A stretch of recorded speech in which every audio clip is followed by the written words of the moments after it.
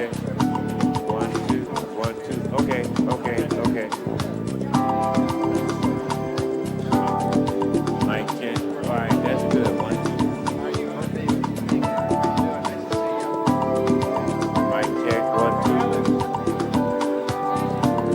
Mic check. 3, 4. Mic check. Classic.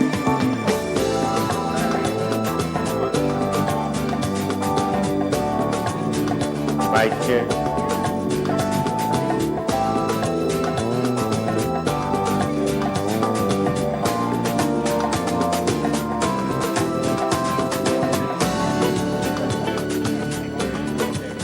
Mic check. Mic check. Mic check.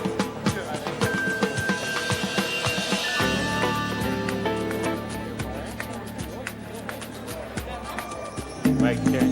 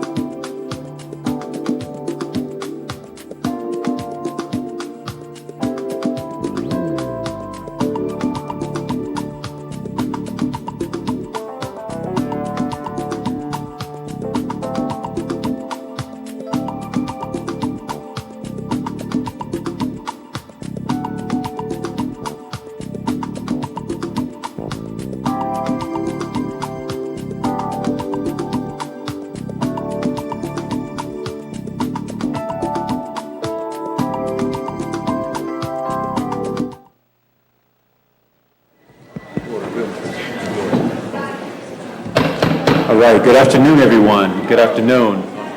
We want to welcome you to this July 13th City of Tallahassee budget meeting.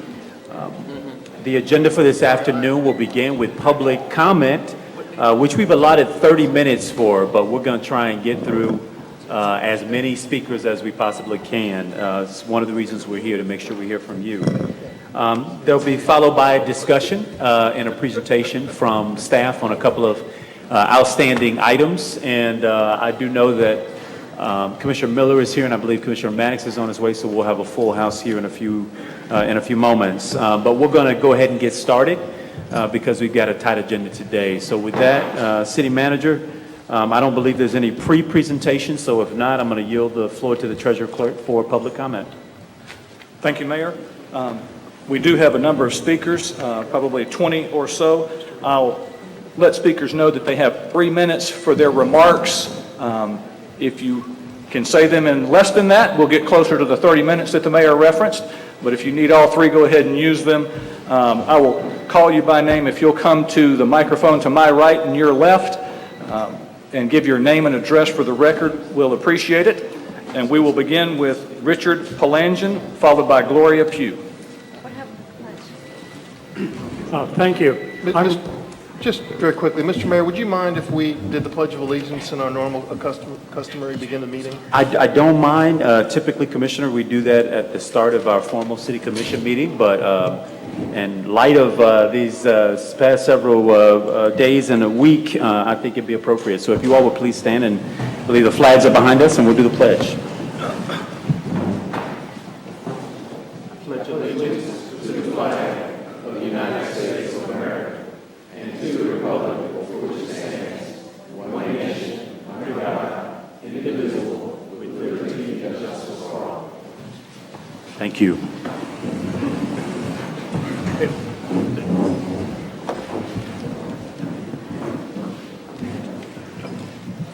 Thank you. I'm Richard Palangian, and I live at 1300 North Duval Street, just 2 blocks away. I bought my home in 1974, so I'm a longtime resident. I'm here to urge you not to reduce property taxes, not to reduce taxes on businesses. I believe that the city actually needs to increase revenue, not reduce it. You have some significant pressing unmet needs, principally the South City revitalization, implementing the Urban Land Institute report, and you have many other problems that need attending, like child hunger in this area. I want to speak just a minute about property taxes. My taxes are $665 a year because I'm in Save Our Homes. If I was not in Save Our Homes, I called the tax assessor's office yesterday on this, my taxes would be $3,000 a year. So I'm paying out less than a fourth of what a new resident in my neighborhood would come in and buy a home. So there's a fairness issue here. And I don't think I'm really paying enough in this situation. I'm being honest with you. I certainly don't want my taxes to go down. Okay, thank you. Thank you. Next speaker is Gloria Pugh. She will be followed by Rick Moore. Good afternoon. My name is Gloria Pugh. I live at 412 Talflo Street, Tallahassee, Florida 32308. And I'm here to speak in favor of repealing the business tax, the license fees in the city of Tallahassee. As we all know, a strong business community equates to a strong community in general. Many cities throughout the country, and actually the world, we've become a global market, are all competing to retain and to attract businesses. This is a step forward for the city of Tallahassee to roll out the red carpet and ensure that the business community is being well served. This is the beginning of many steps that the city of Tallahassee needs to take place, and I hope that you support this. Thank you so much. Thank you. Rick Moore is next, then Reggie Boudier. Good afternoon, Commissioners and staff. My name is Rick Moore, Warbast Consultant. I'm here today to speak on behalf of the repeal of the business license tax. Small business owner in Tallahassee, and the way that it affects us, not only are our business entities taxed, but every licensed professional in the office has a tack on or a tax that's paid. So we pay if we had 10 engineers and surveyors, we get to pay for being in business, number one, then we get to pay for each engineer and surveyor that's licensed that works in the firm. I think it sends a great message about being a business-friendly community. We've done lots of work with the Chamber Business Advocacy Committee, and I would encourage you to support the repeal of the business license tax. Thank you. Thank you. Reggie Boudier, followed by Sue Dick. Good afternoon, everyone. Reggie Boutier, 106 East College Avenue, Stearns Weaver Miller Law Firm. I'm not here today on behalf of any clients or law firm issues. I serve as chair-elect of the Tallahassee Chamber of Commerce, and in October I'll become chair of the Chamber. So I'm here speaking on behalf of the Chamber, our members, and our business community. We at the Chamber believe the city has taken some really positive steps recently to be more pro-business, but we still have a long ways to go. We still have a long ways to go to develop a reputation, develop an atmosphere to support and grow our businesses. We would greatly appreciate your consideration to the current proposal on the table to repeal the business license tax, the fees.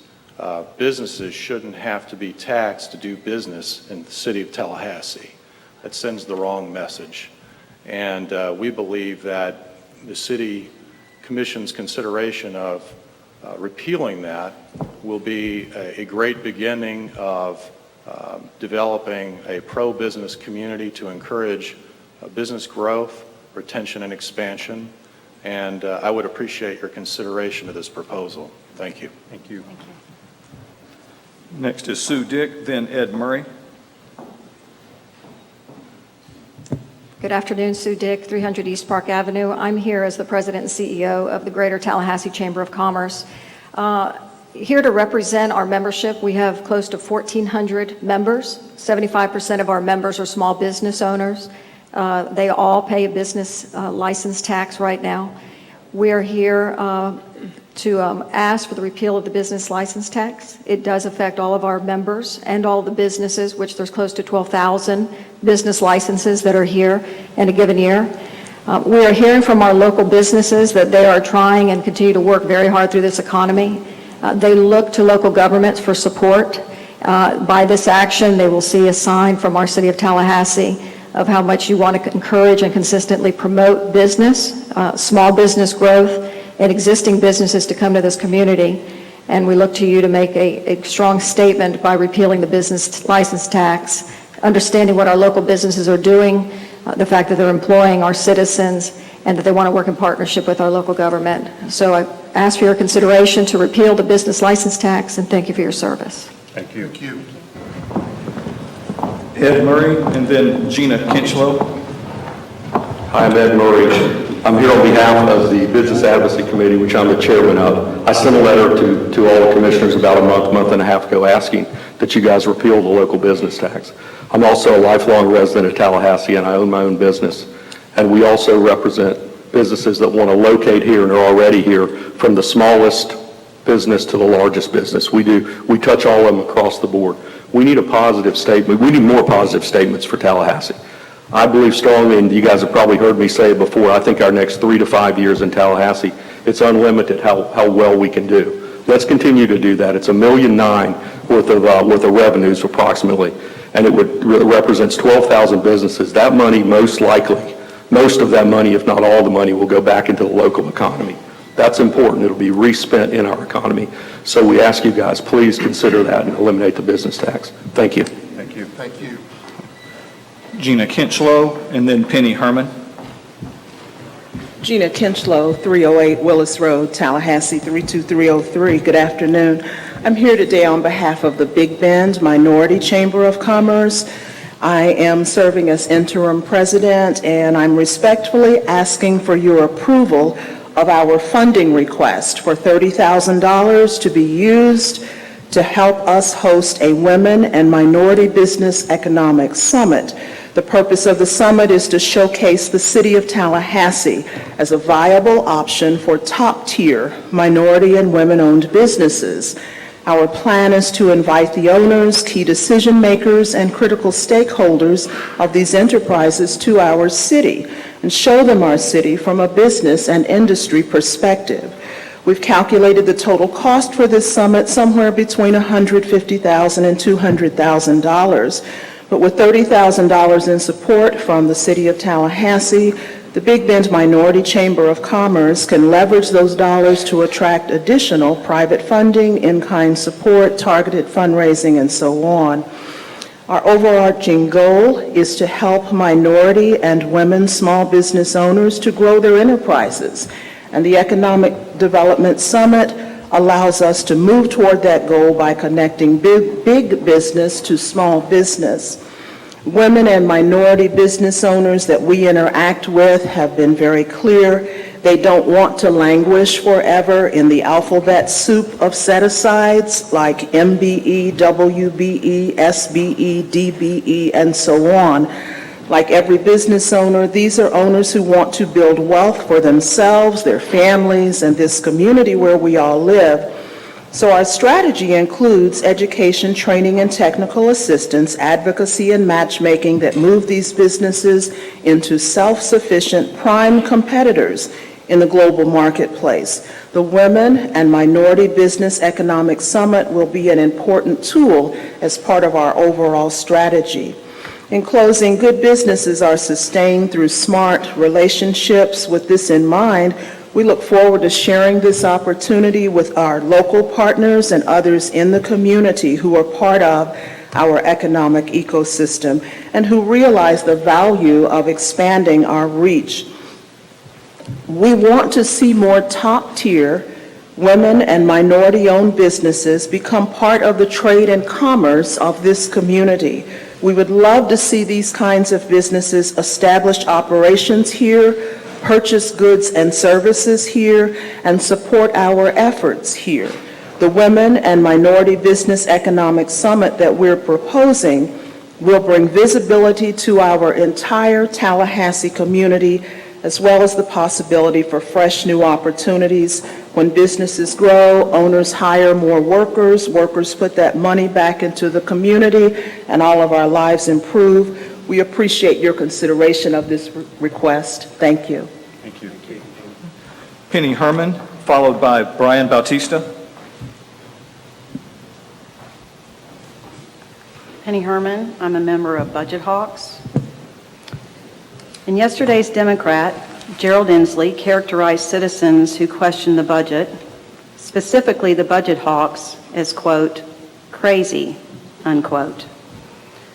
But citizens questioning the city budget have discovered it includes a total of $370,000 per year salary raises for the top 16 executive staff positions. One of those raises was a $50,000 increase to a single position that currently has a salary of $125,000. And citizens have discovered that the process for awarding executive salary raises was one, more or less, of moving executive staff around and giving them new titles. And I don't think it's crazy for citizens to question why a ceremonial, part-time mayor has budgeted 7 paid staff. 2 of the 7-member staff make over $70,000 per year. The total salary budget for the 7 paid staff in the mayor's office is just under $500,000 per year. All the other commissioners, except the mayor, have a budget for 1 aide. Under our form of government, the city manager runs the day-to-day operations of the city. The only additional and different duties the mayor has are mostly ceremonial. So is it crazy for taxpayers, especially those on fixed or low incomes, to ask why they need to pay for that type of extravagance in the mayor's office? Equally questionable is a budget process whose chief characteristic is to limit all public input at a budget workshop to a total of 30 minutes. That's not 30 minutes per person. It's 30 minutes to be divided up among all of those who care enough to show up to speak. This shows citizens just how much leadership values the input of taxpayers. In short, it's not unreasonable for taxpayers to question the use of their tax dollars. In fact, I would say it's democracy at its finest. What does seem crazy is the use of tax dollars to fund the kind of excesses and extravagances found in this proposed budget. Next speaker is Brian Bautista, followed by Catherine Baer. Hello, Brian Batista. I'm here today on behalf of Airbnb, speaking in support of the Chamber of Commerce efforts to repeal the Tallahassee business license tax.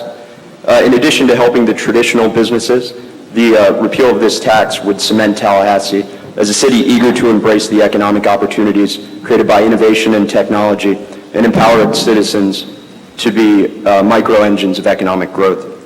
Tallahassee's locals are a vibrant and unique bunch and a powerful asset to their community. Airbnb believes the repeal of the business tax will help spur the growth of home sharing and allow Tallahassee's best brand ambassadors, its people, to share their city with guests from around the country and around the world. We applaud the City Council for considering the repeal and believe it sends a strong message that Tallahassee leadership believes in the entrepreneurial spirit of its people. Airbnb supports the repeal and asks you to do the same. Thank you. Catherine Baer, then Ted Thomas. Hi. It is evident from all reports that the City Commission will be keeping the millage rate at 4.2 mils and ultimately approve the 2017 budget. So my remarks today will be about what our group, Budget Hawks, has learned during this process. And let me make this clear, we aren't against property tax increases. We are against increases when they outpace economic growth.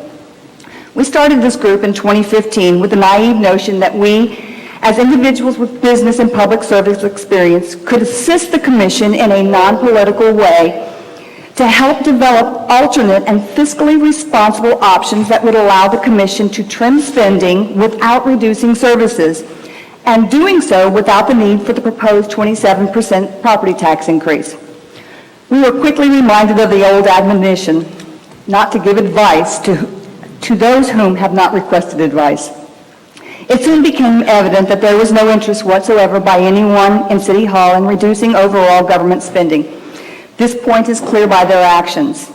The staff continually produces misguided chart after chart showing how low spending is compared to other cities, or faulty polls showing citizens' approval of spending. Commissioners smile and nod in approval and seemingly dismiss the factual and divergent findings, such as those of Dr. Sean Cantor, a distinguished FSU economics professor who easily refuted all of the staff's error-ridden presentations. It is without question that the city's spending has outpaced all local economic indexes, including population growth, wage growth, property values, and the consumer price index. And that's in the chart that I handed you guys. The city manager was quoted as saying that he didn't necessarily see a linear connection between spending and population growth. By that reasoning, if Tallahassee lost 100,000 residents, then one could expect to continue city spending at the same rate. In fact, the city spending of the general fund increased 6 times the rate of growth in the CPI during the 2015-2016, which is a key index for those on fixed incomes. Staff continues to point to savings in different areas, and when inspected, it appears to be phantom savings related to assigning expenses to different departments through intergovernmental accounting maneuvers. For example, instead of employees being paid from the general fund, they are now transferred to the water department. Instead of funding the cost with the property taxes, they will be funded by higher water rates in the future. And I could keep going on. Unfortunately, reducing spending is just as unpopular on Adams Street today as it was when Budget Hawks was organized last year. The citizens have no support in City Hall for spending reductions and very little for any true fiscally responsible budgeting. Those who lead the budgeting process are out of touch and unencumbered of any concern of how spending impacts the citizens in which they serve, which is evident by the exorbitant raises, and back payments to the top lieutenants of the city manager. When will City Hall govern for the people and not for themselves? Thank you. Next speaker is Ted Thomas and Bert Beavis. You guys are lucky today, you get 2 for the price of 1. So My assistant, Vanna White Beavis, is going to be handing out those polls for you. I'm Ted Thomas. I live at 1469 Bucray, 32308 here in Tallahassee. I'm here on behalf of NEBA. I was past chair of it, currently the program chair, as well as Bert Beavis, who's another past president. On behalf of NEBA, we're happy to present to you with copies of the entire Florida Tax Watch poll that was just released. This poll called 400 people and is statistically almost identical to the poll recently conducted by the city. The key poll results are as follows. 57.5% of respondents support the splitting of the $5 million in efficiencies found by city staff in the budget, and half into roads, water, sewer, and half for property tax relief. 61.2% of the respondents prefer reducing property taxes to eliminate the business license fee for savings, almost $2 million. Sorry about that, Chamber folks, but that's where it falls. These two savings represent $4.5 million needed for a reversion of the property tax rolls back to 3.7 mils. Let me say that again. These two savings of $4.5 million provide you with the opportunity to roll the millage rate back to 3.7. This next item, 71.9% of the poll respondents believe that the mayor and city commission will not reduce property taxes despite recent calls from residents to do so. Aside from those numbers, I believe it also tells the commission and the community that there's a trust level between the community and the city commission, something that I think, and I've said before, needs to be addressed. 54.3% of the respondents, when asked about the transparency of this year's budget process, described it as being fair or poor. I know that Rick had this as a goal in this budget, but it looks like more needs to be done. I'll turn it over to Bert Beavis. Thanks, Ted. I am Bert Beavis. I live at 3203 Ridgeland Court in Tallahassee. This poll is on our website for everyone to see, Tax Watch website and the NEBA website. It is posted in its entirety, including over 200 pages of crosstabs. We ask that the city post its entire poll in crosstabs on its website so the citizens can see the poll questions the city asked versus the poll questions offered by NEBA with specific options for taxpayers. 83% of taxpayers saying the city does a good job for services has nothing to do with whether taxpayers want a property tax decrease. The city has provided very good services without any tax increase. You shouldn't be trying to put all $5 million in efficiencies into the capital infrastructure projects line item and try to make up for past indiscretions in just 1 year. It took years to get behind in capital improvements. Let's do it the right way by splitting the difference now, because we're not even sure what these future projects might even be. NEBA, the Citizens for Responsible Spending, and Budget Hawks, all of us represent a significant number of voters in Tallahassee. There is plenty of money to do what you as commissioners want to do and still give the taxpayers what they want, a reduction in the millage back to 3.7 mils. Thank you for listening to us, and we appreciate you studying our poll. Thank you.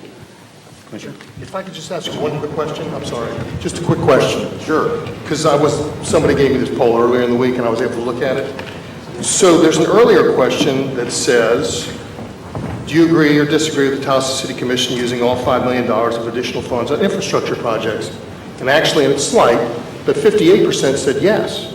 So I'm trying to understand how you defend or explain 58% say, same people, that they think it should be infrastructure. I can't respond to that, sir. I appreciate it. I'll get back with you on it. It will be people. Well, just be completely clear. 58% of the respondents said they wanted to go to infrastructure too. Right. Did you read all the other ones on the other statistics, or just pick out one? No, I read them all. That's what I'm trying to understand how they could answer the question differently. I guess. He'll get back with you with a response. Okay. Next speaker is Ellen Piekokevich. followed by Jackie Malone. City manager wanted to prove that he could pronounce the name. I appreciate that. He can always pronounce it. Thank you. I'm Ellen Piotrowicz, 2477 Tim Gamble Place. I'm Executive Director of United Partners for Human Services. We represent 65 human service agencies that are providing services to our fellow citizens that are struggling with housing, childcare, food, transportation, and health care, among other issues. We are very appreciative of the City Commission taking these issues seriously and approving an increase for the CHSP program. I know that you are all familiar with the United Way study of Florida that was done, the Alice report, that indicated that in Tallahassee and Leon County, 21,000 households are living in poverty, and an additional 25,000 households are income distressed. So that's half of our households in Tallahassee are struggling with just their survival in terms of shelter, food, childcare, and medical care. And we're trying to, with your support, alleviate some of those issues. So we're very appreciative of that. Thank you. Jackie Malone and then Leslie Powell.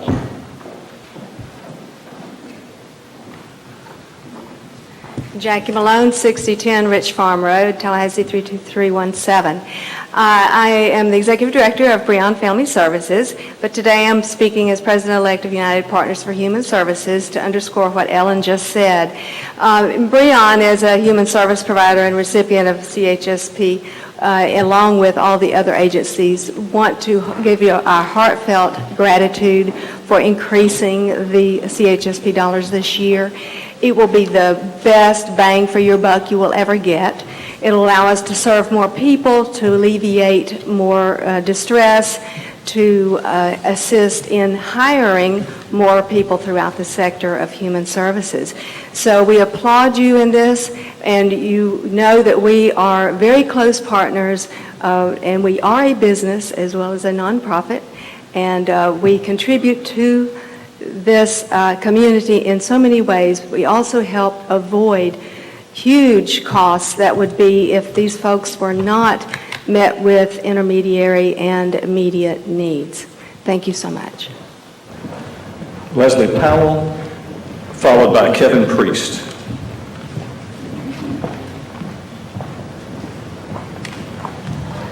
Hi, good afternoon. My name is Leslie Powell, 2119 Delta Boulevard. I'm the Deputy Director of Legal Services of North Florida.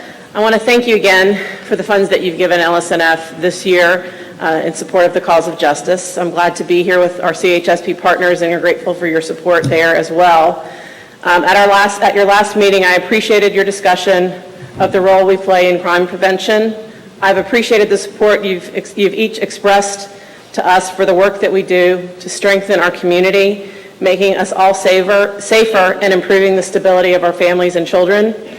I'm not here to repeat the statistics and the data that I've shared in the past or with each of you individually, the return on investment, the tangible and intangible benefits that legal services provides.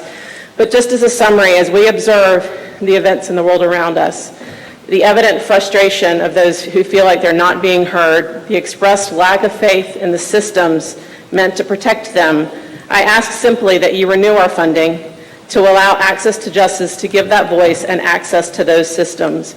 With less than 20% of those in our community being able to access justice with the resources today, a reduction in those resources would impede the progress made and increase the silence of children, victims of violence, veterans, the elderly, persons with disabilities, and low-income families.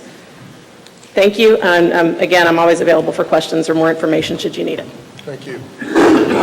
Kevin Priest, then Dana Parker. Good afternoon, Kevin Priest, 2407 Roberts Avenue. I'm CEO of Capital City Youth Services, and I want to echo the sentiments of my colleagues.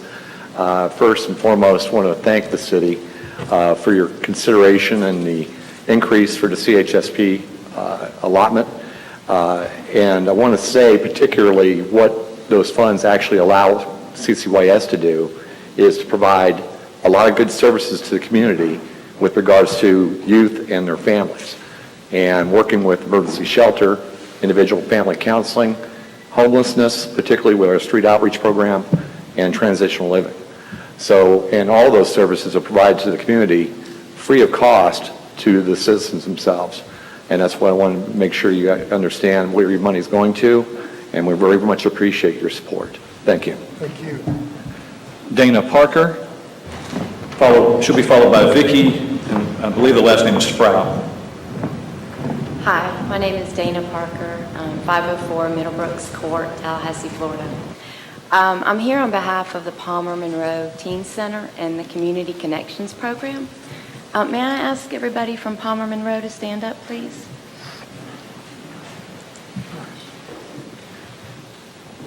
I would just like to share a personal experience about the center.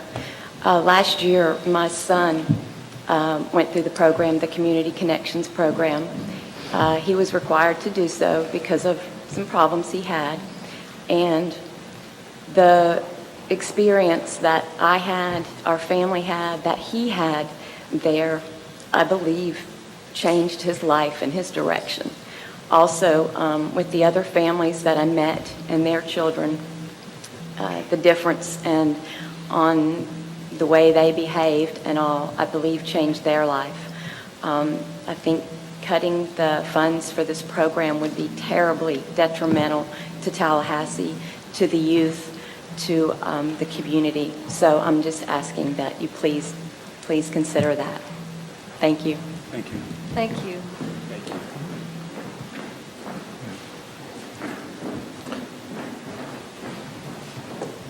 Hi, my name is Vicki Spray. I live at 302 Brown Donaldson Road, Crawfordville. I have a spiritual counseling practice here in Tallahassee. I appreciate this opportunity. I want to speak about the lives that are being forever changed and affected by community connections. As a spiritual counselor, I have been somewhat involved in the outcome of what it means to provide a space for humans to discover their worth and their intelligence. I have seen the inevitable transforming effect of humans experiencing authentic connection. I have witnessed young men discover that they matter, and young girls regain the confidence that was lost by mistreatment. If you do not mind me waxing metaphorical, I have witnessed the scars on the backs of history being healed by a young person deciding that nonviolent communication is a powerful way to address the need to be respected. I have seen and been a part of human beings deciding that they would transcend their small thinking for the greater good. I have watched as humans who have been told they are less than to discover that it was a lie. It was always a lie. They connected with their inner truth because they were given an opportunity to know themselves in connection with others. They were safe. They were freed from the unexamined ideas of their past experience. Community Connections offered them a canvas on which to rewrite their history and even the history of their family. And like you, those in power and those who care about the community and the connections in this community, they turn around and they offer a hand to those beginning their own journey. Every individual we have in our community, as you know, can build community, connection, or undermine the peace of that community. When we hold forth the space of self-creativity, self-knowledge, we are agreeing with the human spirit that desires to grow. When a community offers an opportunity for authentic connection, that community draws more and more innovative and leading-edge human beings to that community. When human beings flourish into their greatness, human beings support a flourishing community. When we honor our human need for community, we declare that we understand the power of connection. We can know ourselves as humans, able to experience our birthright as unique expressions, whether it be in business, politics, music, art, or academics. All we need is a chance to know our true possibility. I appreciate this opportunity to talk to you, and I hope that you will not cut one penny from that. In fact, give some more money to it, and thank you. Next, Mayor, is Colonel Ronald Joe, retired, and Lieutenant Colonel Ray Mobley, retired. And they would be followed by Nicholas Davis and Prince Nettles. We're right at the 30-minute mark of speakers, Mayor, but we seem to be moving pretty quickly. Good afternoon. Afternoon. I'm Colonel Retired Ronald Joe. I spent 30 years in the Army, and this is Lieutenant Colonel Retired Ray Mobley. Spent 22 years in the Army. We're both from low-income families. I live just up the street from the projects. I was also a member of the Senior Executive Service for the Department of Defense. We say that to say that the reason we got to where we were was because we had help from our communities, we had mentoring, and we had education. I rise today on behalf of 100 black men of the Tallahassee area, and one of our 4 pillars is to mentor and provide education for young men and women in our community, and particularly for those who have disadvantaged economic situations. And so I rise to you today to say that we think that you ought to support the Palmer Monroe Center. We don't ask you or blame you for the lack of funding. We want to say to you that we ought to do something to not let it slip. We are here in support of the continuation of funding for the Palmer Monroe Teen Center and the Community Connection. The Tallahassee chapter, 100 Black Men, has a long history of collaboration with the center. Individual members of the organization have provided assistance to this organization. We know that this organization plays a vital role in the positive intervention in the lives of young people who are at risk. We believe that we cannot afford to lose any one of our young people, especially those that are most vulnerable, due to the choices that could negatively impact their future. We applaud the professional and dedication of the staff and its volunteers and their ability to make a difference in the lives of our youth. As an organization that recognizes the importance of mentoring and personal involvement, we reaffirm our support and our commitment to the Palmer Monroe Youth Center. We strongly urge you to fund and continue this program. We are convinced that our youth deserve this program. We recommend your approval in spite of the problematic, bureaucratic misunderstandings and missteps that pose the present dilemma in funding. I say again, we're not blaming you. We realize that some planning should have occurred across our community. The risk we're about to take is to say to these youth, and all you have to do is look at what's going on in our nation, we deserve not to fail them. Failure to fund this center could cost the community even more in dollars incurred through the juvenile justice system and or incarceration in our jails. The bottom line is that funding now may be the most cost-effective alternative after all. Please go the extra mile and seek a solution that does not ask our youth to pay the cost due to a missed opportunity for collaborative planning. We strongly recommend and appreciate your support of this community need. Thank you. Thank you. Nicholas Davis and Prince Nettles, followed by Sandy Nader.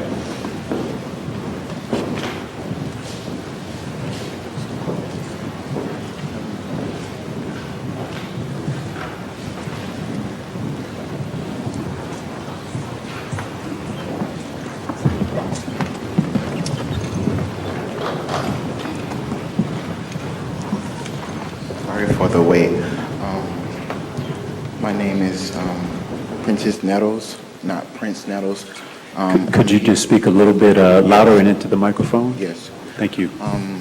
My name is Princess Nettles, not Prince Nettles. I'm here on behalf of the Palmer Monroe Teen Center, 1900 Jackson Bluff Road, and I'm also here on behalf of the budgeting of the Teen Center and how effective it has become to me.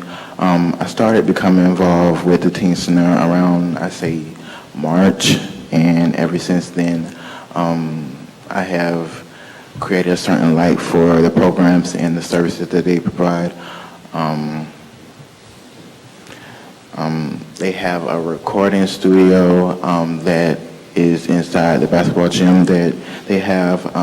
Every week I go to the recording studio to make rap songs. Ever since I have became involved with the Teen Center, my music has taken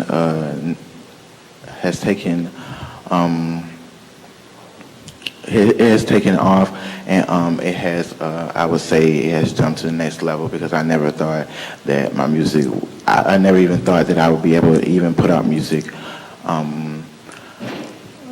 Each week I go there, Becky Pengelly, she tries to get me in certain services like the boys program and the speed program. I know another program that they provide is the, I believe it's, well, I mean, it's not necessarily for me, but I think what I heard was Connection program. But I would ask that you continue to keep funding the teen center because it keeps teens off the street. It keeps teens out of trouble, and it just mainly provides programs to keep teens, just to have teens to do something during the summer and during the school year. Thank you for your time. Thank you. Thank you. Sandy Nader, and then Kim Galban Countryman. Hello, I'm Sandy Neidert at 2029 Chowkee Benini. Probably don't need to say much after you heard directly from the young men exactly what that teen center means to them, but I'm here to support the Palmer Monroe Teen Center. As a citizen and as a social worker, I have over 28 years working with families and children. I deeply care about the children and youth in our city. I attended a wonderful youth forum on Friday night where we talked about ways in which we can lift up and help the children and youth in our community. The Palmer Monroe Center is one of those. I'm asking that you not only fund the I've read in the agenda that your proposal is to put $100,000 towards the center from the Capital Improvement Fund. I'm asking you to do more for the full amount. I don't want to see that the teen center takes any of these 3 cuts where they were trying to make efficiencies. I hope that they would be fully funded. According to Rick Fernandez, this is a quote, that the budget, the goal set forth was to develop a budget that reflects the priorities and values of the entire community. I think that if you fully fund the Palmer Monroe Center, you'll show those values and priorities. Thank you. Thank you. Kim Galvan Countryman, followed by Steve Stewart. Kim Galvin Countryman, 3248 Storington Drive, 32309. I'm Executive Director of Lighthouse in the Big Bend, where we serve children, adults, and seniors experiencing vision loss and blindness. Over the past few years, we've noticed a disturbing trend that there is a significant increase for the services we provide. One of the reasons has to do with the improved technology in identifying vision loss and blindness issues in our youngest citizens here in Tallahassee, but also because of the aging of our community. The older our community gets, the more services we are going to be required to provide. We are helping our citizens in Tallahassee live independently. We're helping them get back to work, and we are helping them continue to be engaged and active citizens. So I want to thank you for all the support the Commission has shown the Human Services. We need it, and so I'm just here to say thank you. Thank you. Thank you. Steve Stewart, to be followed by Aaron Taylor.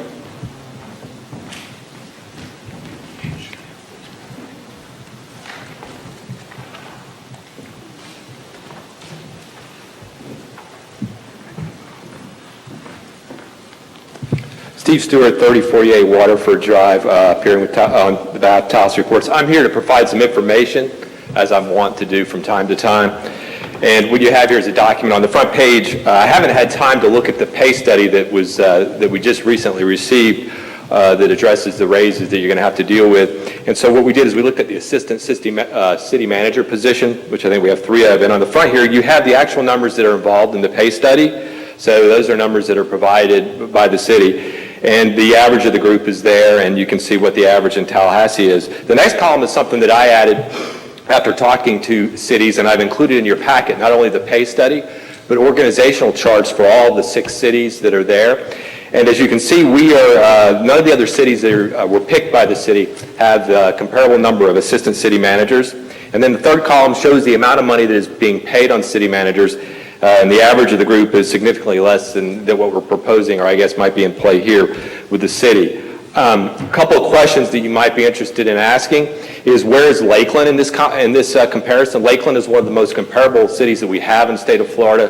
When it comes to Tallahassee, they have their own utility who reports directly to the city manager. That's not included in here. The next question might be, why is West Palm Beach included? Different form of government, strong mayor. And the next question would be on responsibilities. We've heard a lot of discussion about these raises are due because we have more responsibilities, the assistant city managers. Well, these other cities are able to meet their responsibilities with less people. So it might be a question you're interested in. Second thing, as a member of the media, I wanted to touch on is process. I think that this whole thing with the pay raises has really, in a way, reflected bad on communications with the city. This pay study was dated, which I've included there, April 25th. After that date, there was 2 city budget workshops, and this information was never came forward. We had to pull this from public records request and had to time them right to get these increases and to be able to publish this information. So there was 2 opportunities for this to be discussed in the community during budget workshops when there was actual votes on raises for the rest of the rank and file employees. And it never came up. I think this stresses the credibility and really questions the independence of some of the management staff. And on that point, on independence, look here, we have some respected business leaders who are seeking a repeal of the business tax, and we have this workshop agenda here. There's not one item listed in here that speaks positively of reducing the business tax. Staff has put this together, and everything is negative. So they're advocating for their position. I would think that they should at least advocate on both sides. So at least I think some of the other budget groups won't feel like they're being picked on because, again, not one thing here reflects a positive outcome from reducing the business tax. And speaking of independence, if you look at this pay study, it was completed by a person who's going to get a $13,000 raise, and it looks like it was signed off on by someone who's going to get a $50,000 raise. Did not one person put up a red flag and say, wait a minute, something looks out of whack here, these averages aren't right? Excuse me, that's 3 minutes. Can I finish my thought, please? Go ahead. Maybe we ought to have the auditor, which is independent, do this type of pay study. It appears this thing was done in haste, and my concern, again, as a member of the media, is getting this information so that we can talk about it and analyze it and make sure that the right decision is made. Thank you for your time. Thank you. Next speaker. Aaron Taylor, and then Stanley Sims.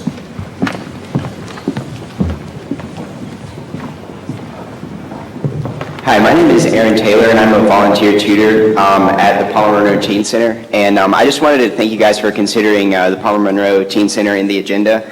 I hope you do what you can to help fund us. I think a few of the kids, some of the students I teach, there are notes that were delivered to you before the meeting started. I just want to let you guys know that they know the significance of this decision and they're watching. And I just hope you guys do what you can to fully fund them because as you heard the students say, the Teen Center means a lot to them. A lot of the students come to record film, record rap music. There's opportunities that they get at the Teen Center that they wouldn't get at other places. So I hope you guys do what you can to fully fund the Teen Center. Thank you. Thank you. Good afternoon. My name is Stanley Sims. I'm at 1320 Avondale Way. I would like to say this for the record. And Curtis, you have worked with me a very long time over in Gaston, and we often don't agree, but we always knew you knew where my heart was, and I knew what your heart was. And I beg to differ that my mayor is not just ceremonial. There's 2 people I'm very sensitive about, and that's my president and my mayor. So I beg to differ, and you don't talk about my mayor in front of me. So after I say that, I also want to say, Commissioner Miller, I gave the sweet potato and the white potato analogy. We back on the potatoes today, okay? I have been working with the leadership, the executive team. I've met with the city manager. I've met with Ms. Cynthia Barber. And Curtis, it was one of those moments where we don't agree, but we knew where each other's heart was. And I want to give you some personal public accolades for working through this. As a matter of disclosure, there is a distortion that they thought the increase in the insurance would gobble up their 2%. Well, the city manager have explained that that is not the case, that the city is absorbing that. But Ms. Miller, I want to, because apply to you. 2%. I'm talking, we've got some city employees that have worked for years and they don't make $10 an hour. And if you would not have promised them, and I got 2 boys, if I say I'm going to take you to the movies, they're going to be looking to go to the movies. They said, we came forth and made a recommendation of 3%. So when you come back, Commissioner Gil Ziffer, and you said the only way I can support it, according to documents, it was your motion that changed it, that reduced it down to 3. So I'm asking you, sir, if you can support those top 16%, support people like my wife that's pushing people, paper in the legal office. Support those guys that's out in this 100-degree heat that's looking for that sweet potato. They appreciate the white potato, but when they go, they want now to be able to buy a sweet potato. Put a little, you ever had the butter and the cinnamon on it, and then you put it in there and you don't get them often, but every now and then, if you can come across a good old sweet potato, it makes life much better. And I think that the City of Tallahassee employees love sweet potatoes. Thank you for your time. Thank you. Commissioner Miller? Mr. Sims, I just wanted to make sure that you were aware that we actually said that everybody would get at least $1,000 a year raise. Right. So that's going to especially hit the people that you are, hopefully it'll be a sweet potato for them, because they'll get at least that. But see, it's $1,000 minimum, and according to those $9 people, that's just scalloped white potatoes. They trying to get up to that sweet potato. So if you do the 3%, you pull those, because we do, and I'm doing this in a small analogy, and I'm appealing to you because the city employees, there's another factor here that it's a morale factor. How can you not adjust? Can you take 1% from us and give big, large rates to the 6%? So I'll be able, and I'll be looking good because I'll go back and say, I'm fighting for you just 1%. And my wife would really, really appreciate that, you know. So she made good sweet potato pies. So thank you. Sylvia, actually, if I could do very quickly, because I just, the $1,000 actually has a dramatic positive effect on those making, let's say, the $9 an hour as you mentioned. They're going to be bringing home a lot more. Whereas if we'd done the 3% at $9 an hour, they wouldn't be bringing in as much as the $1,000 minimum. So I think Commissioner Miller's recommendation going 1,000 was fully supported by all of us, and I think it makes total sense. Thank you, Sylvia Smith, the Executive Director of the Big Bend Homeless Coalition, 325 John Knox Road. Through careful stewardship of federal, state, local, and private funds, the Big Bend Homeless Coalition provides 3 of the most important services to 3 of the most vulnerable populations in the community. Those services are homelessness prevention and rapid rehousing, emergency shelter, and permanent supportive housing to veterans, people with disabilities and chronic histories of homelessness, and families with minor children. And we do that as a result of the substantial support of CHSP and the City of Tallahassee and other local government funds. And I just wanted to thank you for that and give you a little concrete information about the importance of your support over the last year.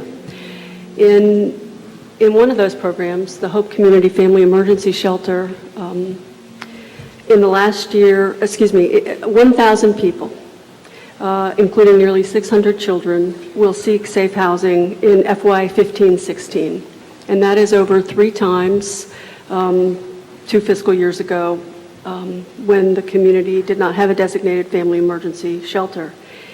The community's decision to have a family emergency shelter means that families are able to avoid sleeping in cars, sleeping 3 or 4 families to an apartment, or sleeping in unsafe conditions.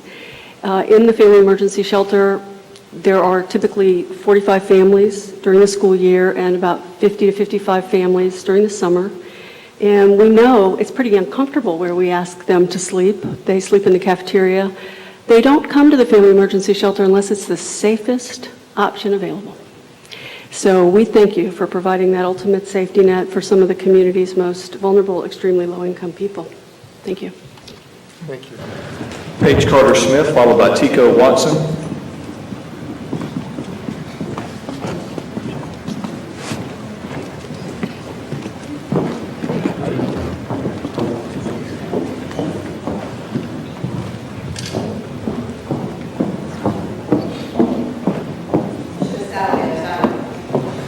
Hi, Paige Carter-Smith at 602 North Adams Street. I represent the Tallahassee Downtown Improvement Authority, and thank you for giving us the opportunity to come speak to you.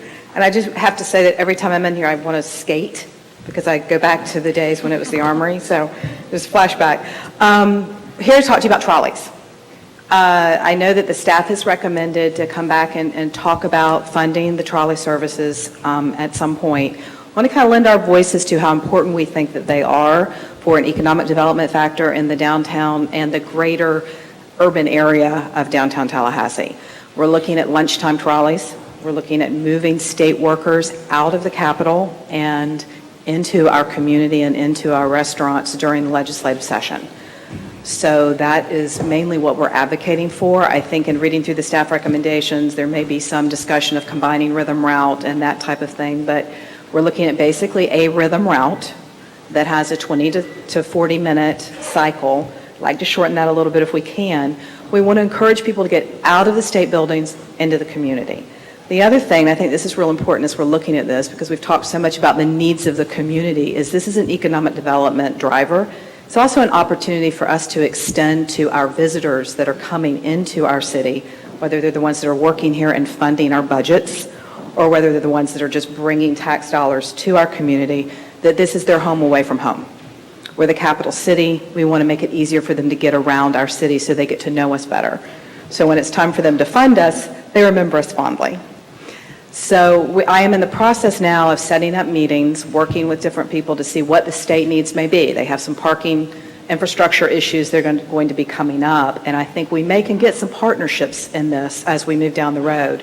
But as time is of the essence with your budget, I want to encourage you to move forward with that. So thank you very much. And Jared Willis with the downtown businesses are here to lend their support too.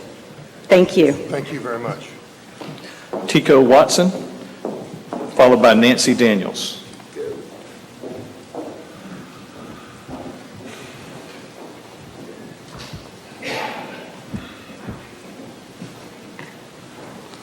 First off, what I would like to say is excuse the way I'm dressed. I just came from football practice. That's all right. Excuse. I just wanted to speak on behalf of Community Connections, and I also want to thank Palmer Road Team Center for allowing us to do the program there.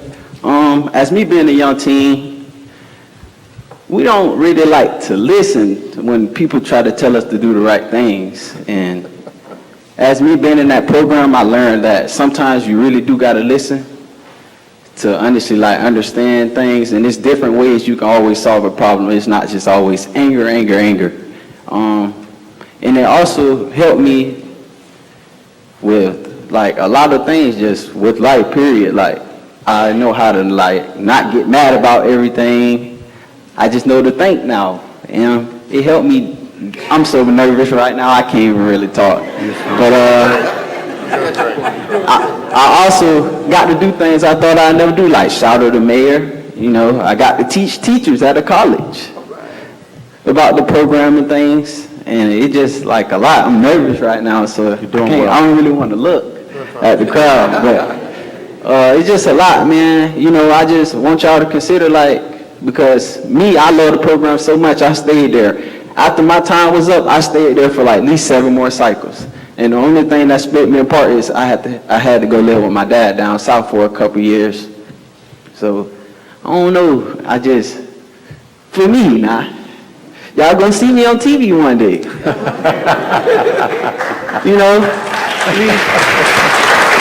Thank you.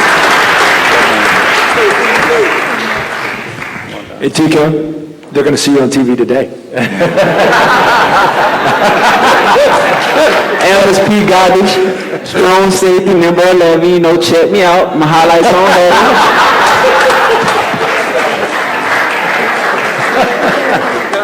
Good afternoon. Nancy Daniels. I live at 1555 Clifford Hill Road. I'm here as the chair of the Palmer Monroe Advisory Board, as well as your public defender.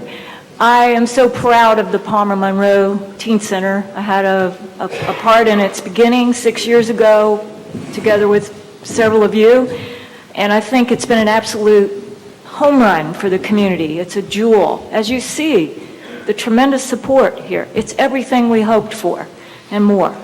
And I won't belabor because there's so many people here talking about it. I saw one woman back there after the last few speakers say she was for Palmer Monroe, and she went like that. So, we just have a great support for it. It's a great place. It's everything we hope for, with a safe, secure place for our teens with constructive programming.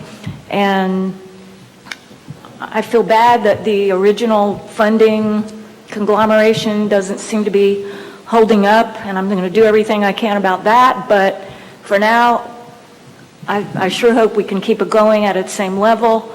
And I think I have a bigger dream that someday we'll have teen centers in more places, because they do so many good things. They turn lives around, and they keep kids from coming into the system that I work in every day. Thank you. Nancy, before you walk away, I don't know how many occasions we'll get to be in shared space while you're still our public defender, but I just want to say your decades of service to our community have been tremendous, and this community has benefited mightily from your leadership. Thank you. I just want to say on behalf of our city that we thank you for your service. Amen.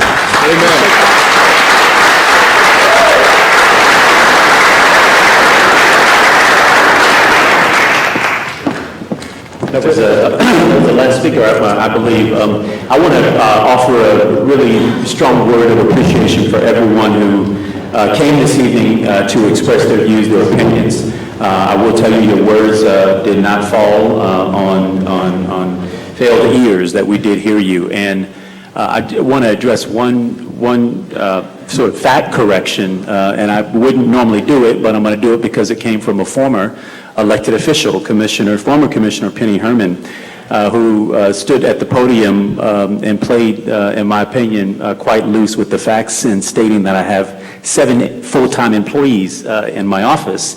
I want to clarify that I have 3 full-time employees in the mayor's office, and their job descriptions are public and are accessible, and they do, like most people in this community, an honest day's and an honest week's work, and deserve the pay that they get for doing that work. We do have 4 fellows who work in our office, and I'll tell you how they came there.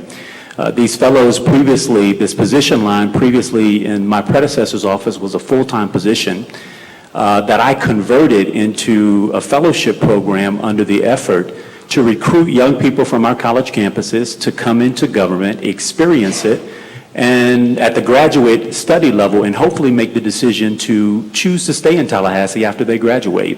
The universities were very, very kind. Both Florida State and Florida A&M offer a full year's tuition for every graduate student that is accepted into our fellowship program. And we then pay a stipend to reward them for that work. It's an exceptional program. I see a couple of the fellows in this room, and I want them to know that their work is deeply appreciated by not just me, but the city and the citizens that you all work so desperately to serve. And to Commissioner Herman, the reason it's important to address certainly someone who once sat in the position that we sit in, and I know, frankly, I wish the voters may have chosen differently so you could still be here to make some of these difficult decisions, but that was their choice and not mine, that you're no longer with us as an elected official. But I will tell you, since you last served in this government, that the roles here have changed extensively, that this part-time position feels all-consuming on some days. Now, to the question of whether I am a token mayor or a leadership mayor as the charter describes, I'll leave that question to the voters to decide based off of my service back to the community. But facts do matter, and I just wanted to say a word of thanks and appreciation for the people who do the difficult work in our office to keep our government going. Commissioners, I believe we're now at the place where we will hear. Yes, Commissioner Maddox. If I could add to that, in 1997, in the fall of 1996, we changed from a rotating mayor that Commissioner Herman and I both served under to a leadership mayor, which was a hybrid between a weak mayor form of government and a full executive mayor. I was the first leadership mayor in the spring, elected in March of 1997. Soon thereafter, in that budget year, the commission voted to put two aides and 1 chief of staff in the mayor's office, and that is the same thing that exists today. So we had those same three positions, and in fact, one of your longstanding aides was my aide, has been there that long. We've had those same three positions without increase there since 1997, 98. Commissioner Ziffer. And Commissioner Maddox is very much aware of this, as I'm sure my other colleagues. Being involved in the Florida League, I get the opportunity to talk with a lot of other elected officials around the state, and something that I think is lost on many of us is the size of our city. We're the 7th most populated city in the state of Florida. We are the 7th largest geographically. Orlando is only 1 square mile bigger than the city of Tallahassee. And that means that we're covering as a city, from our Parks and Recreation, our police, our fire, and a lot of other entities, the same square miles basically as Orlando, 102, 103 square miles. And their population isn't that much bigger than ours either. So we tend to think of ourselves as a small city, but we're not. It's just that there are not a lot of other cities around us. But from a municipal government standpoint, the services that we deliver, we're right up there with the big guys. There are not that many bigger than us. And we're talking about 411 cities in the state, and we're number 7. So I'm very proud of the government that I serve in. I'm proud of the colleagues that I stand with here. So thank you. Thank you, Commissioners. Item 3.01, I'll turn the microphone over to the City Manager. Thank you, Mr. Mayor, Commission. This afternoon, we're presenting 3 items to you. The third quarter budget update for fiscal year 2016, as well as the budget workshop materials, and you will be setting the millage rate for FY17. The quarterly updates reflect shared progress of the 2016 budget with the Commission and the public, helping us to meet our goal to improve transparency in the budget process. Most importantly, the Commission has been able to take immediate action to update the budget and recognize organizational and cost-effective actions for using community priorities. Based on experience in October through the June of this year, staff reports that the general fund is balanced with the amendments and actions the Commission has already taken and the actions recommended today. All other operating funds are performing as planned.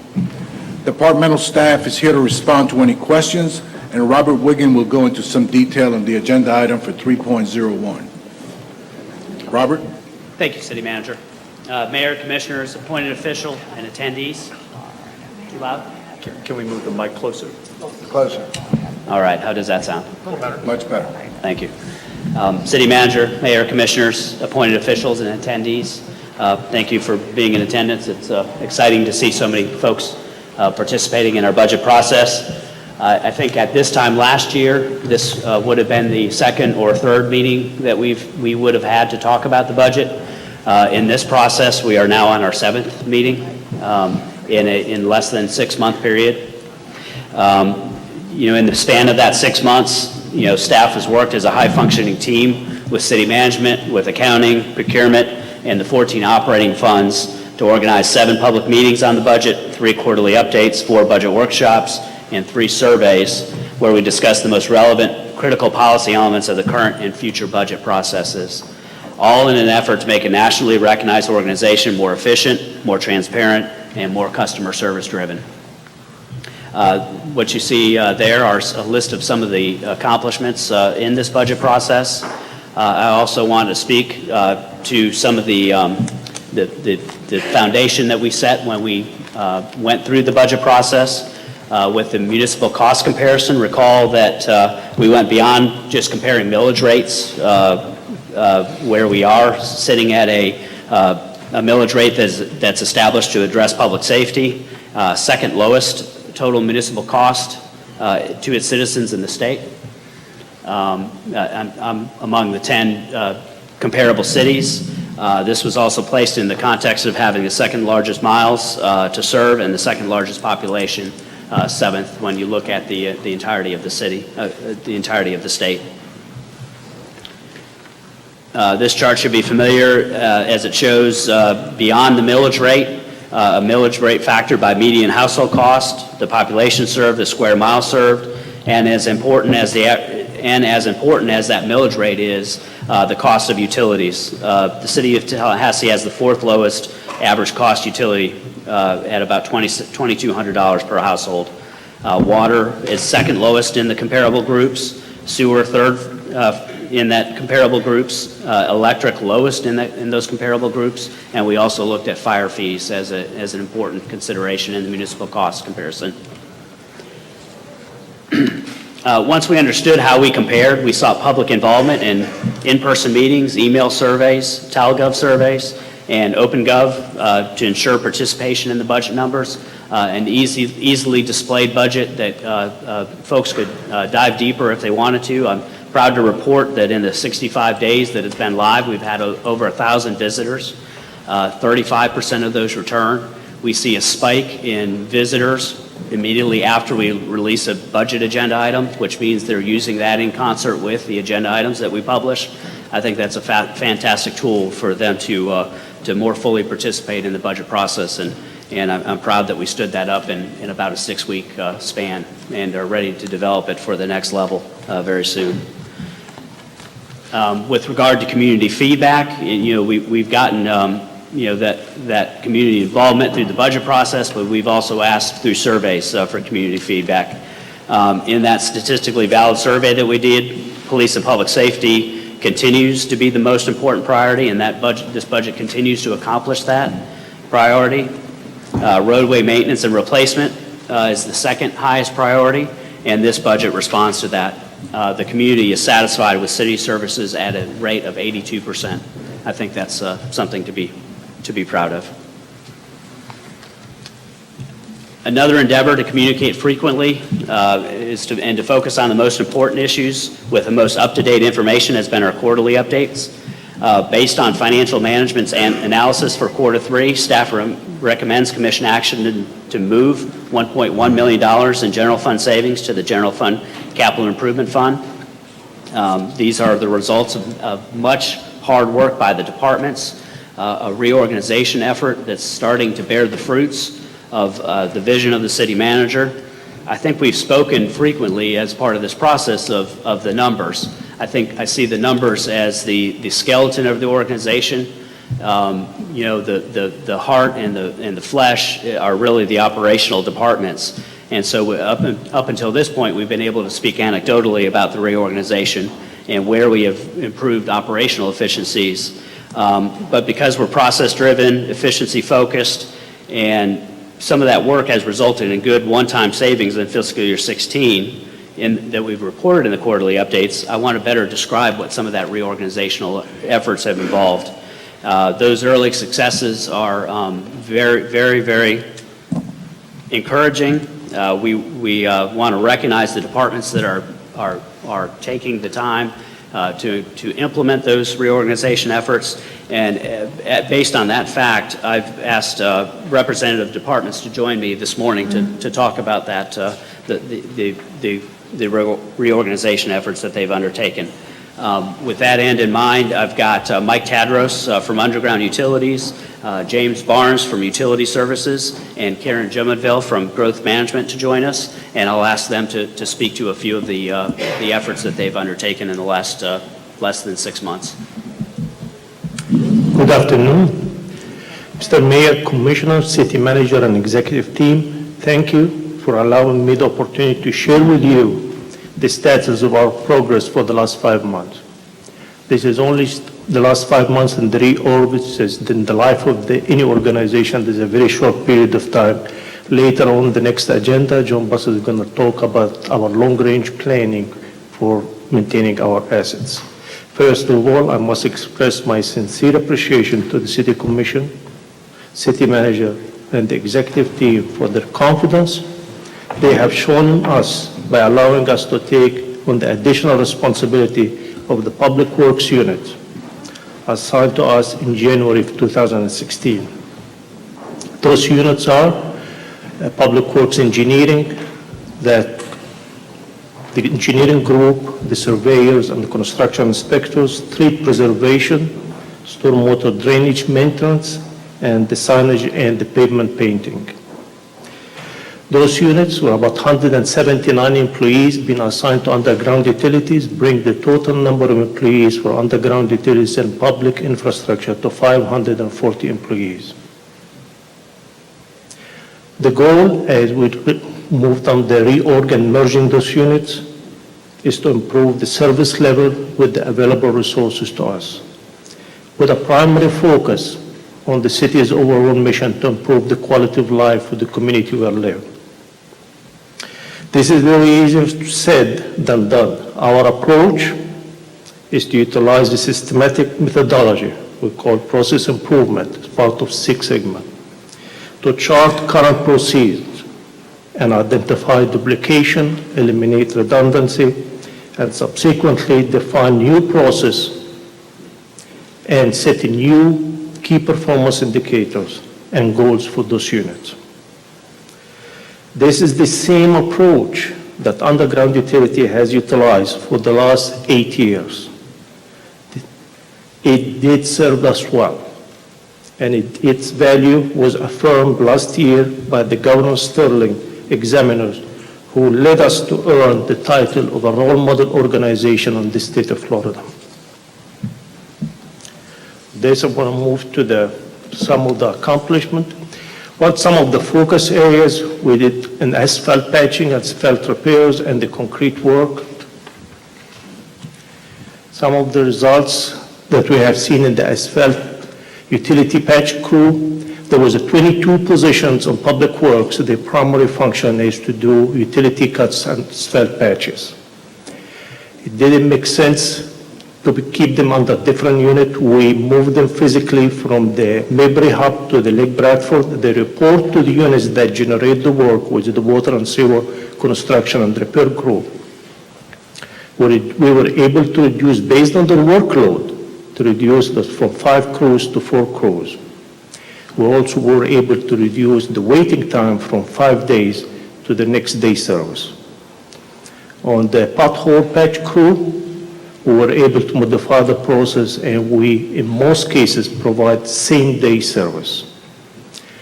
In the concrete crews, we found that they need additional support. We give them the support, but we were able, with that support, to reduce the waiting list from 30 days to less than a week. And as you see on the screen, we almost doubled the production from 2,400 square yard to 4,400 square yard a month. Also, we realized there is a trip hazard for misalignment and disalignment of sidewalks. We assigned one individual inspector to visit some of the areas that are highly used by the students in neighborhoods and identify with the misalignments that is trip hazard. That program is very new, but we have a long-range planning that John Boss, as I said, was going to talk about it. But we identified, we repaired for the last month about 400 of them, and there is another 400 in the month of June. We also found that the stormwater TV inspection crew, there were 2 main crew in the public works. They used the same technology that we use in the wastewater for inspecting the gravity sewer main with the TV cameras. We reassigned them back again to Anthony Moore, and they used through training, and they used the same business process that we've been using in the wastewater. We were able, as the chart indicates, to increase their productivity from 5,000 linear feet a month to almost 26,000 linear feet a month.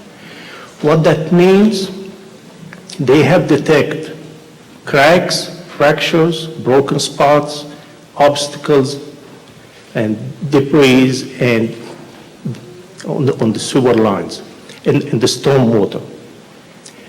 Each one of those have been posted on the software, on the GIS. Each one of those has been analyzed for the severity and been in the priority list, so we can assign the repair crews to go and clear those blockage from stormwater conveyance. What that means to the community, we're trying to minimize flooding and bring those stormwater conveyance to the design capacity. On the sign shop, the very right picture on the corner, on the top corner, that was going on till May. They peeled those letters by hand.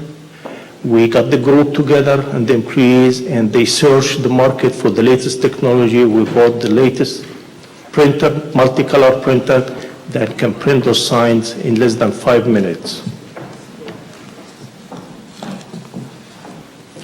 So Mayor, Commissioner, I won't be able to accomplish what we have accomplished without having the right people with the right attitude and eager to take additional responsibility. And I want to recognize a few of them here with me today. I have Anthony Moore, he's a construction chief. And I have Todd Hacker, he's a superintendent of water and sewer administration.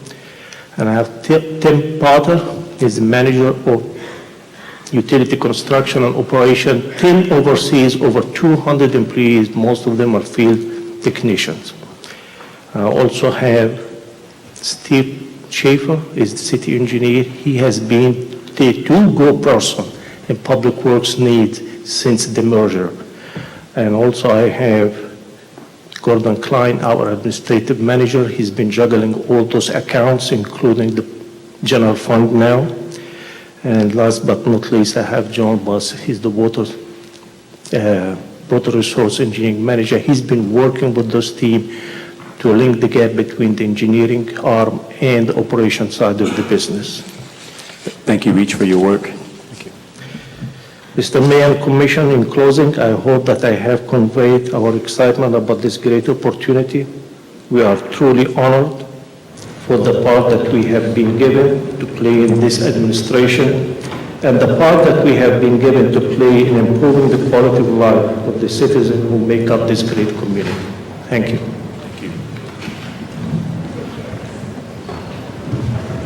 Good afternoon, Mayor, Commissioners. I want to talk a little bit about the gains that we've been able to provide in utility services. As you know, that utility services has been the call center and the staple of responding to citizens' inquiry for utility services. I want to share with you what we've been able to do since January in leveraging those services across all city services. We're open 7 days a week from 6 a.m. to 11 p.m. with one single focus of creating one call, one contact, one resolution.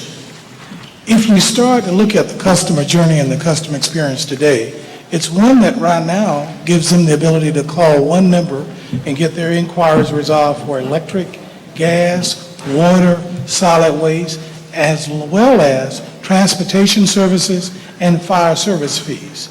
You hear about the full service aspect because the full service now is going beyond the utility side.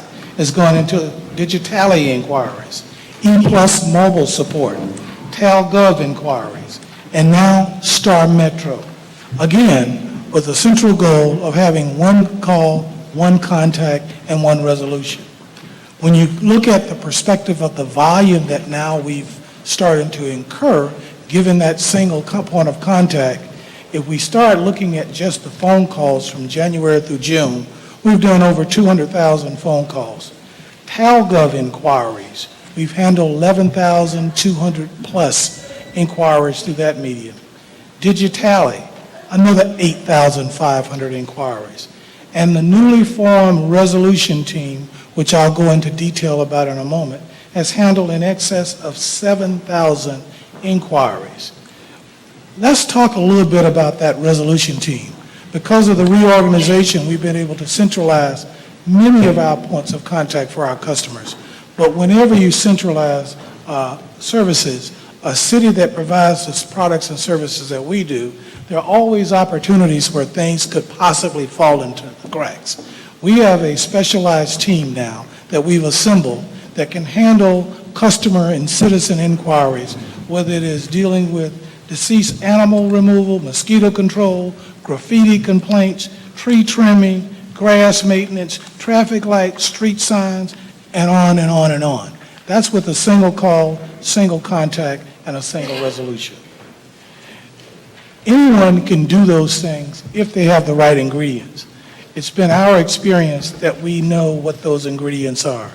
First, with clear direction, which we're getting from our city manager, but create a customer-first culture is critical. And that's been at the forefront of what we've been doing with the reorganization. Delivering authentic experience, not one that's robotic, but one that is from the heart and people have a passion for what they do. And the final component of that is hiring for the competencies needed to handle these diverse products and services with a service-oriented heart. We've been very successful in doing that, and will continue the strategy of trying to provide a single point of contact for all citizens' interactions. With that, I'm going to turn it over to Karen, and she'll provide some updates on her area. Thank you, James. And thank you, Mayor, Commissioners, for the opportunity to speak briefly about the reorganization of code enforcement and growth management. And I'd like to just highlight a few of the efficiencies that we've been able to realize from this merger that happened recently. The reorganization centralized all code enforcement activities under growth management. As you can see on the slide in front of you, the first four were previously handled in growth management already. The fifth, signs, were split between economic and community development and growth management. And then the remaining three areas were handled by ECD. So prior to the reorg, the code enforcement duties were split not only between two different departments, but they were also handled within growth management in two separate divisions. So the reorganization really gave us the opportunity to create some efficiencies both within the former growth management and then the newly merged unified single city code enforcement division housed in growth management. The next slide just shows a breakdown of our employees in the various divisions. We were previously a team of 65. Now we're lucky enough to be a team of 80. And you can see the code enforcement division that was newly created is a team of 18 employees. Tim Owens, Tim, if you just stand up and be recognized. Tim is the new division head of our growth management code enforcement division. So we expect great things from Tim, no pressure. The changes have already resulted in a number of improvements from the standpoint of operational efficiencies and as well from the perspective of customer service. Primarily the one-stop shop that we've been able to create for customers for all code enforcement issues really helps the public because they no longer have to identify which department is responsible for the service that they're trying to get taken care of and what they're calling about. Sign code enforcement previously had been handled by the two different departments, as I mentioned, and citizens often don't know and shouldn't have to know whether something's on the right-of-way or not and who handles it. So now it's a one-stop shop and much more efficient that the various code enforcement units have been merged under one department. The reorganization has also given us the opportunity to cross-train our code enforcement professionals with the rest of the growth management permitting team. And this is a big benefit because when you think about code enforcement professionals going out and citing people for housing violations, well, our goal is always compliance, not to be punitive and not to take things to a code board. So the knowing more about the permitting side of the house and how things, the steps that the customer needs to go through to get it in compliance is very important and a big benefit of the reorganization. So being on the same team and understanding that permitting system has been a big benefit. It also allows them to customize the timeframes for the follow-up on the violations better because they know how long the permitting process might take to correct it. We've also been able to create a unified culture and a customer service approach, and this has been a big effort that we've just started to scratch the surface of with our new unit in code enforcement. It's a work in progress, and we've really been trying to focus mostly on communication. In my conversations that I've had with the public about code enforcement, that's one area I think we are able to make some great strides in improving on. So we're trying to focus on communication and follow up with the customer. Every email, every phone call that you get should be followed up on promptly with clear direction back to the customer on how you're going to address their concern and doing it in a timely manner. So that's something that we have been working on with the new group and instilling. Communication is the key to creating a culture of responsiveness and exceptional customer service, and that's really what our overarching goal is. We've also been able to realign some resources and positions where the heaviest workload exists. We were able to take one position that was in the code enforcement division and transfer that to building inspection where we had an immediate need that was created. I'll talk about in a minute about some expedited permitting program improvements that we've been made. made recently. So that's been a big help. Realignment of duties to help streamline and create efficiencies. We're currently going through a comprehensive business process analysis with the new code enforcement unit. And what we're doing is we're reviewing in detail everything that all of the former disparate units have been doing, how they do it, so that we can determine if there's a better way that's more efficient to do it in the future. So as part of this, we're identifying the strengths of each group. We're finding out that we can capitalize on some of the strengths of the different units and help spread them across the entire new organization for the benefit of our customers.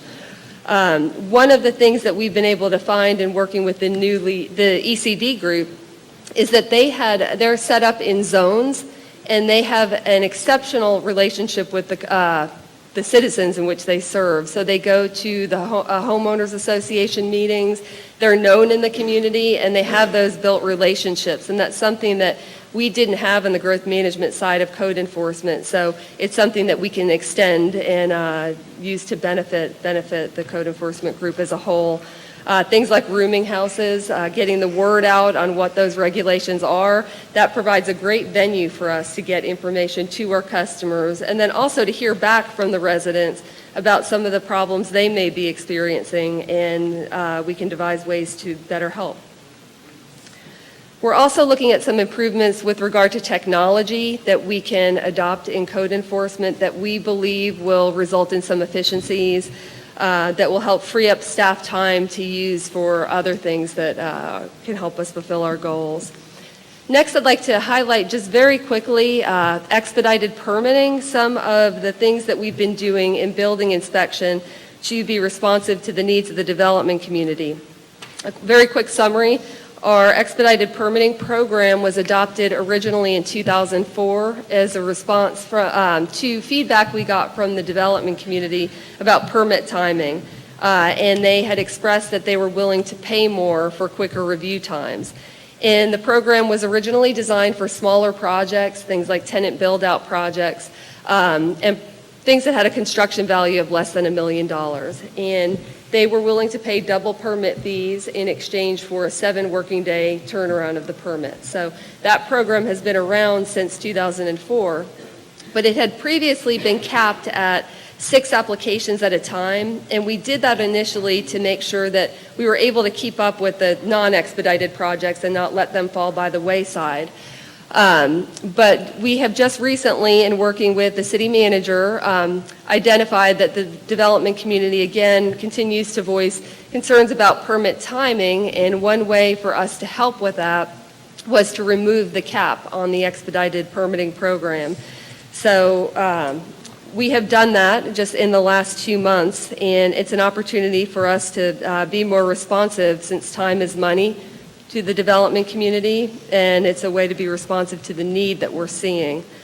The program has been extremely successful to date. I've identified on this slide the volume of applications that we've received over the last 5 fiscal years, and you can see it increased to the highest level in FY 2015 of 9.2 per month. And then in 2016, it's increased to 9.6 average per month, but the most significant finding is that since we lifted the cap 2 months ago, the number has gone up to an average of 14.5 applications a month. So you can see that there's a demand for this service. It has created some resource issues for us in growth management. To address the increase in the workload that we've seen, we've started to look at new ways that we can respond to these variations in the workload that would allow us to better manage the workload and react quickly week to week as we look at our project list to make sure that our deadlines aren't met. We have tried a few different options in this regard to try to find ways to be flexible. The workload is increasing, but it ebbs and flows. 1 week can be off the charts, and the next week a little bit slower.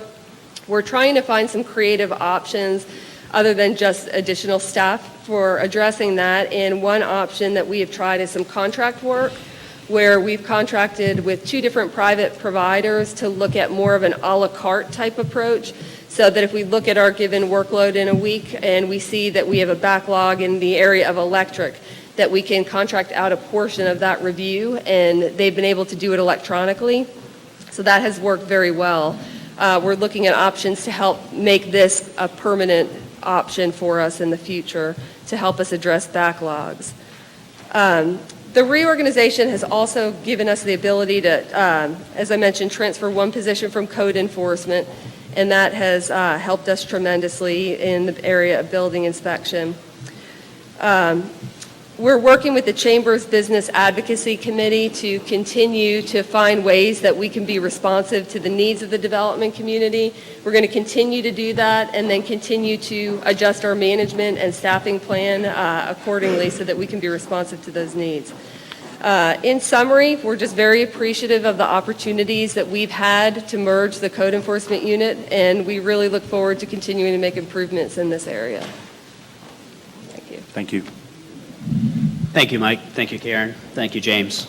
Commissioners, we wanted to share a flavor of the successes we have seen in the last few months, and we hope we've done that with these examples. Electric traffic management, parks and recreation, community beautification have all had similar experiences, but we thought this exemplified some of the most important ones that we could see as a result of our efforts at the operational levels. Service delivery improvements, better resource management, efficiency results, rapid response, remobilization for immediate needs, all blend into where we're working towards. Some of the efforts are seen in our fiscal year 16 cost savings. Some of these are one-time costs, recall, because they were from police savings of positions that we expect to fill in this coming year, some real estate sales, but again, most of this accrues to the efforts of the departments, and we appreciate that. The general fund is projected to have a reduced budget of $144.8 million at the end of fiscal year 2016. The utility funds and nearly all other city operating funds are projected to finish the year with a balanced budget for 2016. We're also asking for some procedural approvals for some capital budget amendments that are detailed on the slide that we provided. One's in electric, one's in the fire fund, and then one is in public infrastructure. Make sure that we're programming the right money in the right places for the right response and action. As such, we're asking you to accept the fiscal year 2016 third quarter update as presented, authorize all third quarter budget amendments, authorize all CIP budget deobligations and reobligations as we've detailed in the budgeted agenda item. Thank you, Commissioners. Any questions about the report, or is there a motion to accept? I have a question. Commissioner Miller? You have in the agenda item 3.02, you have basically two options under general government improvement plan, new investment funds, option 1 and option 2. Yes. And so I'm not really clear how that relates to our approval of option 1 as you've just defined it.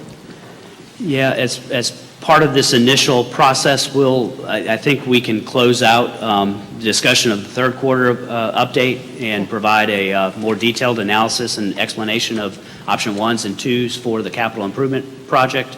If you'll allow us to get to that in about 10 slides, Right. we'll talk about those so two we're, options. We're just at 301. Yes. That's the answer to the question that I wanted to know. I heard a motion from Commissioner Richardson. Second. And a second by everybody. All those in favor of the motion, let it be known by saying aye. Aye. Those opposed, no. Motion passes unanimously. Thank you. On to item 3.02, Mr. Manager. Thank you, Mr. Mayor. This afternoon, we're presenting the next step in the FY17 budget process based on our prior discussions of June 20, 2016. This budget reflects the priorities and values of the entire community for public safety, as well as investments in streets and sidewalks, while decreasing the general fund budget and not increasing the millage rate. The capital budget is part of this discussion, and it will help ensure that our roads are properly maintained by restoring funds for general government capital projects, currently at $5.9 million in this budget, and optimally, we hope at $7 million by September. We will discuss options for a capital improvement plan, address operating budget feedback, and prepare ourselves for approving the FY17 budget in September. Robert Wiggin is here to go into details on the agenda item now. Thank you, City Manager. As a result of the meetings and feedback that you've provided May 11th and June 20th, today we'll be speaking to the following topics: the capital budget planning process for the general government specifically, the Palmer Monroe funding gap, the Lincoln Neighborhood Center rental questions, trolley service for the fall, minimum salary increases, which we've discussed at this time, business tax request, and then an advertisement for the millage rate to meet statutory requirements.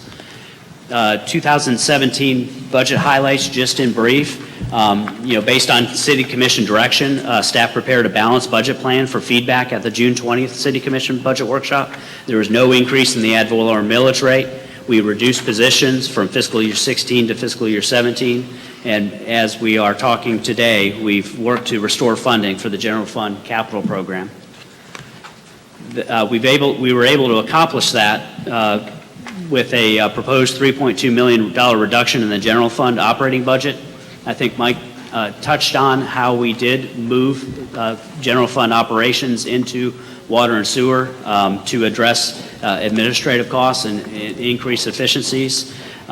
We also then identified a total operating budget that's $5 million less than the prior year, than fiscal year 16. We've identified about $5.9 million for capital projects at this earliest effort, and our goal was to restore $5 to $7 million for those projects. As part of the understanding of what the budgetary constraints have been, what the challenges are that we need to meet, and what the details of how we're going to proceed with meeting those challenges, I've asked John Buss to join us,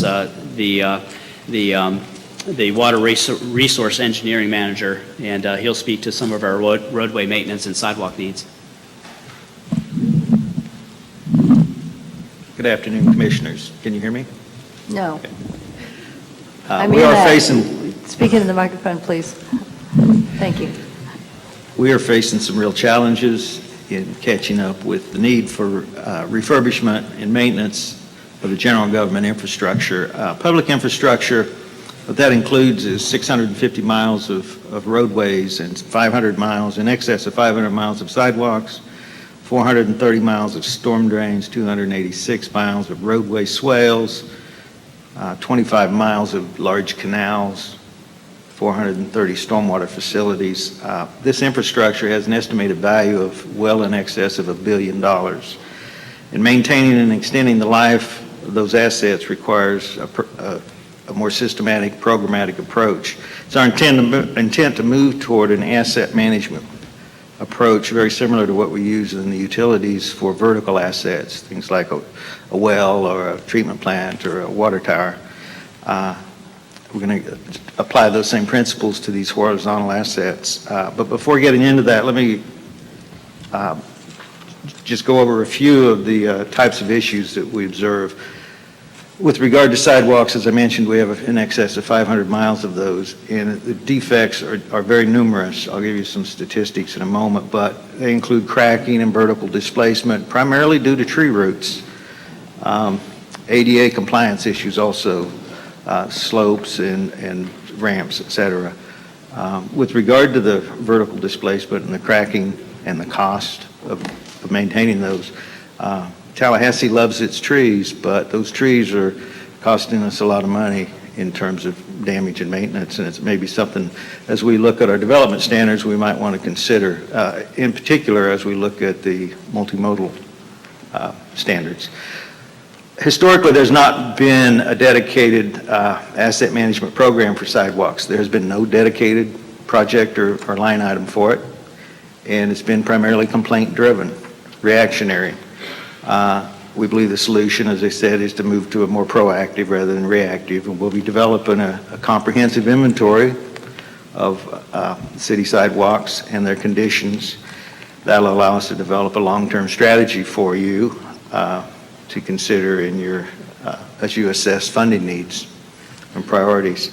To put this in perspective, though, We did a pilot project already, over 35 miles of sidewalks, and determined 3,000 defects of various types, categories. If you extrapolate that out to the mileage that we have, it could extend to 36,000 or more defects. I'll give you another indicator. The city of Atlanta, the city proper, not the Metroplex, has been going through a similar assessment, and they determined that they would need $12 million for the next 20 years to try to upgrade their sidewalks. Now, you think of Atlanta, you think, well, it's not very comparable, but the city proper is only 134 square miles, and the city of Tallahassee is 103 square miles. So we're not Atlanta, but even if we're 10% of Atlanta, it's a lot of money. So to that end, to begin to address the backlog of sidewalk maintenance, the proposed budget includes an additional $500,000 to $1 million, depending on which option you want to consider, that'll be dedicated specifically to sidewalk maintenance. In streets and street maintenance, we've faced a similar situation. Although there's always been a street maintenance program, it has not really been based on an asset management approach. Instead, it's been sort of based on a worst first strategy. And by that I mean roads were paved and then they were allowed to deteriorate until they got in such bad condition they needed to be either milled and resurfaced again or reconstructed. That's the most costly method of maintaining a road, and as a result of that, you can do fewer miles, and as a result of that, each year you can do fewer miles, and as a result of that, your overall network of roadways declines gradually because you're not doing enough refurbishment each year. It's our intent to move away from street maintenance to pavement management. By that, again, as I said, it'd be similar to a utility approach where we monitor the asset's condition, we take steps before failure occurs, and we extend the useful life. And I'll tell you what those steps are a little bit, but let me explain pavement life cycle. As you can see in this slide, that early on in the first 5 to 10 years of a pavement, the condition gradually declines, but after about year 20, it really rapidly increases the rate of deterioration. And if you will do some rehabilitation in those earlier years, you can move that curve out to the right very substantially. And as that graph shows, that chart shows, the cost of, near the top of that graph, of the minor rehabilitation cost per mile is much less expensive. So overall, you get a much cheaper extension of the roadway life. We're going to try to be moving to that in the future. For that transition, I mean, overall what we're talking about is the right fix for the right road at the right time, but to move to that, we're not there yet. We're going to need a lot more focus on monitoring the condition of the assets and using road condition indexes. We need to focus on records management and analysis, and we're going to need a lot of workforce training to change our cultural approach to roadway maintenance. But the outcome will be, when we get there, that you'll have a lot more reliable information for making your funding decisions. We'll improve the overall utilization of the money that is available, and we will extend the useful life of the roadway network. The proposed budget includes $500,000 to $1 million of additional street maintenance funding to enable that transition, depending on which option you should select. In addition to addressing the backlog of infrastructure deterioration and maintenance needs, we suggest that the Commission may wish to consider resuming some of the funding for pedestrian and street safety programs. Before the economic downturn, the city had a program that was referred to as PASS program. It stood for Pedestrian and Street Safety. Many of our older streets in the community don't meet any type of modern standard. They have open ditches, they're very narrow. We have over 50 miles of that type of roadway in the community. Typically a PASS project would enclose the ditches, provide sidewalks and bike trails, widen the road, provide curb and gutter. The project cost for that 50 miles of improvement would be over $200 million. So obviously we cannot do that at present. But now that the economy has improved, we do suggest that we may wish to resume some of the street safety improvement projects. To that end, we proposed $3.3 million in the FY17 budget for two such projects that are, I think, dearly needed. Raymond Deal Road, a very narrow, winding road. I really don't like to drive on it myself, especially in the rain. Richview Road is another one that really needs the ditches enclosed, needs sidewalks. Those are proposed in the budget. Additionally, as you know, the need for new sidewalks construction far outpaces available funding. But at the last budget workshop, the Commission did mention a desire to consider three new projects. Those were Putnam Drive, Polk Drive, and Shamrock. And those have been included in option 2 of the agenda for your consideration. And that pretty much winds up. I don't know if you have any questions on any of that. I know Robert's got some more material on the options, but are there any questions? Just on the three that you mentioned, Putnam, Polk, and Shamrock, was there any criteria applied, or you all included that because someone mentioned it at the meeting? Primarily the latter. Is there any objective when you compare the criteria we have for those roadways? Is there any objective criteria that you can apply on it so we get a sense of where they might sit in respect to the rest of the sidewalk needs? I don't have that with me, but we can provide that. Mr. Mayor? Commissioner Richardson. I can tell you that the Polk and Putnam projects were were recommended in the ULI report, and I can't tell you how many, and I'm sure Commissioner Miller has too, probably living in the area, but I have gotten so many requests from residents of the Kalaran area to address the sidewalk issues. And so that's why at the last meeting, I proposed we take a look at those three projects. I think even when the previous city manager was here, Anita Favors Thompson, I'm sorry. She was shocked at certainly at the condition of Putnam, because you've got families that literally walk in the street because there are no sidewalks, and it's a heavily pedestrian area because they don't have transportation. And on Polk, you've got a school bus stop, and I travel that way every morning during the school term to take my daughters to school, and it breaks my heart that those kids are literally standing in the street waiting for the school bus because there are no sidewalks. Or there's a partial sidewalk on Polk from Orange Avenue going west. It's just very partial, but most of that street has no sidewalks. And it, again, is also heavily pedestrian used. And so that's why I requested that those three projects be included in the budget for next fiscal year. Commissioner Miller.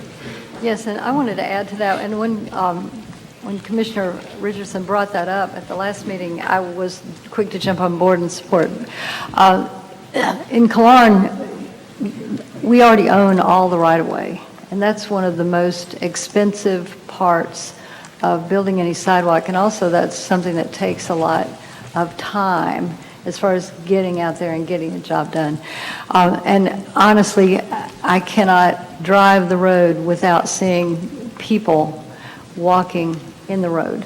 Every trip, people pushing baby carts, people running, people walking their dogs, because they're sidewalk, and Shamrock is a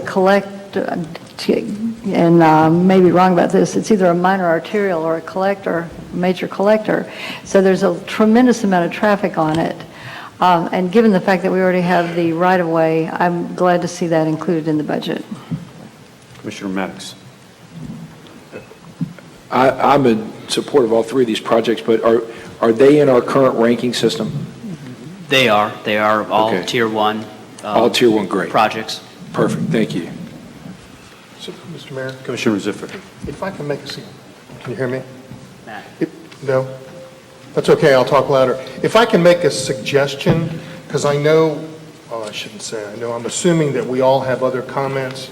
about other parts of the budget, or perhaps we could come to an agreement on option 1 or 2 when it comes to the capital budget and kind of separate that out from the rest of the conversation. Is that possible? Are you all complete with your presentation on the Capitol? This was the time that we were going to ask for feedback from the commission to talk about option 1 and 2. I'll move option Recognize- 2. Second. There's a motion and a second on option 2. I wanted to throw something rather last minute into the end of the conversation on the capital projects. Commissioners, you all will recall, I guess it was last year's budget process where we applied federally for funding to begin the process of purchasing the kind of infrastructure that would be necessary to fully deploy our body camera system for our police officers. We were unsuccessful, as you all know, in getting that federal money. And then when staff went to apply again this year, there was a technical error that did not allow us to submit that application. And I don't want to put my colleagues on the spot and, without folks having the opportunity to fully consider what it might require in order for us to get here, but I want to throw out there my interest in wanting us to initiate that process for our government with a goal toward getting our law enforcement outfitted by the end of 2018 with body cameras. I think that, the research on this is pretty compelling around it being safer for law enforcement as well as safer and more transparent for the public, that it has the residual impact of helping people on both sides of the lens behave better, and certainly be more accountable on both sides of the camera. And I don't know what the full deployment total cost is, but I do know a big portion of it was a capital expense to get the kind of equipment and server storage and other components associated with it, aside from just the purchase of the body cameras themselves. I also know that there likely be ongoing expenses associated with the cameras through its regular maintenancing program. Certainly, we wouldn't want to happen what happened with the vehicle cameras, which the government made a halfway commitment toward getting the vehicles outfitted. There was no resource dedicated to the ongoing operation.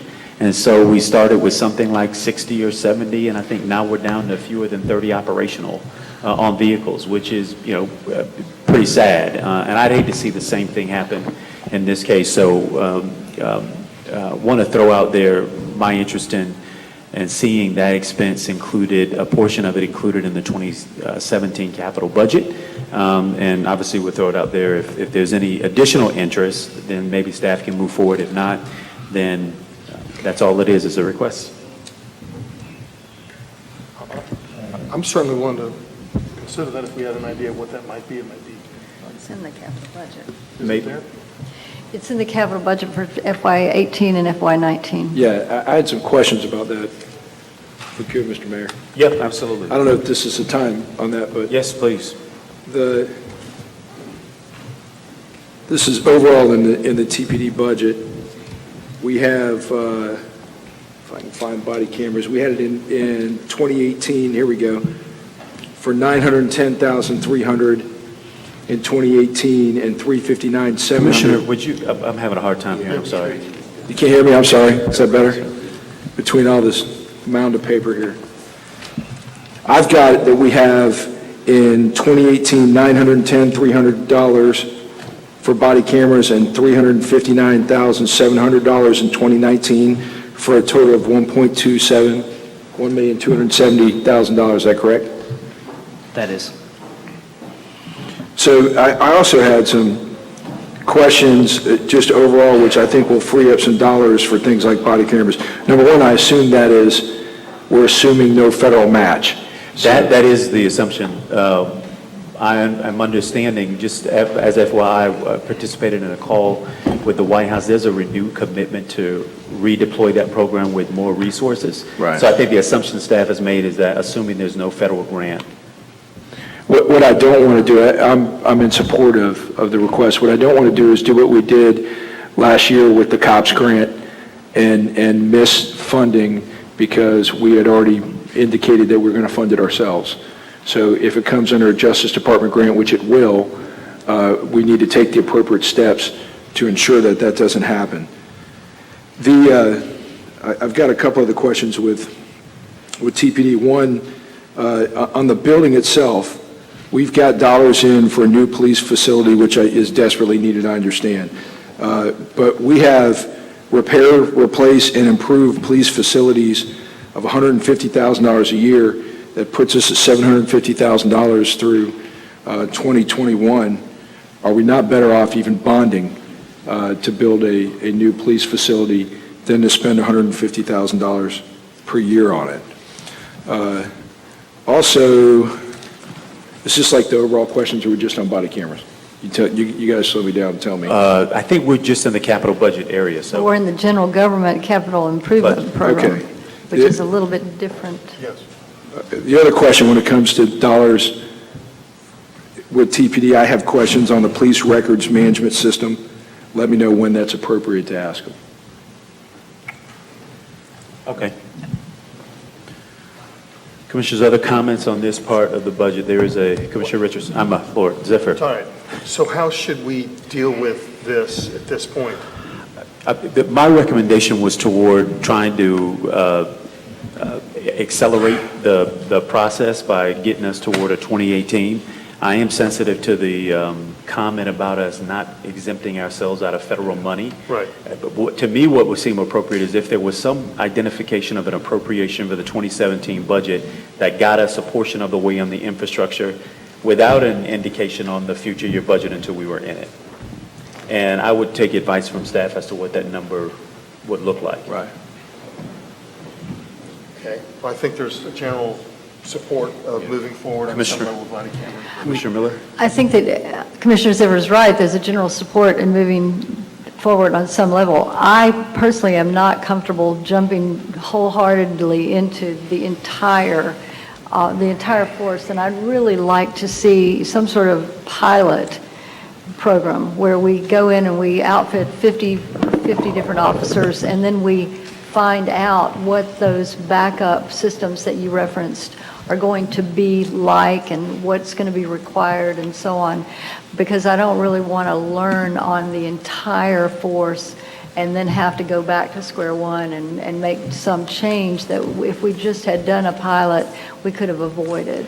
So that's would be my request. Commissioner, and the staff probably can clarify this. The issue is that the first step we have to make is probably the largest capital expense. The pilot really refers to the number of cameras we deploy, but the back end that's going to be required is going to be required whether we deploy 30 or 500. Right. Yeah. So we really don't know. Mr. Mayor, we've already done a lot of work, obviously not serious to the extent that if you give us the direction, I think we could use 17. There's a lot of work to be done on the infrastructure, how it would be restored, all the policies and procedures around body cameras. If we're serious about an 18 movement waiting for a grant, we could use 17 or portion of 17 until the grants come up to do all that work in a serious manner, really coordinate with the sheriff's office, coordinate with the state attorney, coordinate with Wakulla, with Gadsden, and see can we agree on a common infrastructure that will save all of those costs. It'll make it easier for them to do their jobs. The police has done a lot of work. Technology and innovation has done a lot of work in it together. So we can nail those things down, even get into contracts with this is a perfect timing because the cost for cloud storage is pretty low right now. There's a lot of competition. All the big players are either in or want to get in. So we've seen that price tumbling down over the last 6 months. And if you'd give us a direction, we can nail those things down and probably by the first quarter in 17, bring you back a package. And by that time, we should know whether there's grants available for the actual hardware. Just to add to that, thank you, Rick. I understand that in conversations with the state attorney's office, they really are concerned about the sheriff's office, as they've already announced, deploying with, excuse me, a different set of equipment that we may not be using. And so I want to endorse the authority request here, that the kind of serious coordination that would be required to make sure that we in the county, in the state attorney's office, and all the infrastructure that's necessary to make this thing work more seamlessly is authorized. I guess the question still is, and maybe I guess the request would be, and I can't make a motion, would be to amend to make, give direction to the city manager to come back with a recommendation on what he thinks that number is. So moved. Second. There's a motion and a second, and I believe it was option 2 we were discussing, so this would be on to option. I've got more questions on the citywide 5-year capital improvement plan. Commissioner Maddox. That's different than. Is that different than the capital budget? Did we vote? This is, I don't believe that's on this one, Commissioner Maddox. Okay, go ahead. Commissioners, if there's no further discussion on this option 2 as amended, all those in favor, let it be known by saying aye. Aye. Those opposed, no. Excuse me, motion passes unanimously. Next item. That's back to you, Judge. Do you want to deal with the other capital questions? The 5-year capital budget questions, Commissioner Maddox, I yield the mic back to you. Thank you, Mr. Mayor. I see that we've got Live Oak Plantation, Timberlane Road school sidewalks in FY17 for $275,000. That's contravening, I guess, commission action, but I'm just curious, are those dollars rolling back in, or what's going on with that? That's Schoolhouse Road. Yeah. Yes. That was Live Oak Plantation and Timberlane Road. Just Timberlake. That's an error, Commissioner. I think that money was moved there at the end of the first quarter. I think the commission direction was to move that money out of the Timberlane Road project. So that's an error. That should come out of there. Okay, thank you. I just caught it and saw that it was there. The City Hall Master Project, that's an awful lot of money, $250,000 over a 5-year period. It's $250,000 a year. What do we do in the City Hall that requires that? Is that just a guess, or? No, those, there are some water intrusion issues that are necessary to be repaired. There's a general upkeep of the facility itself.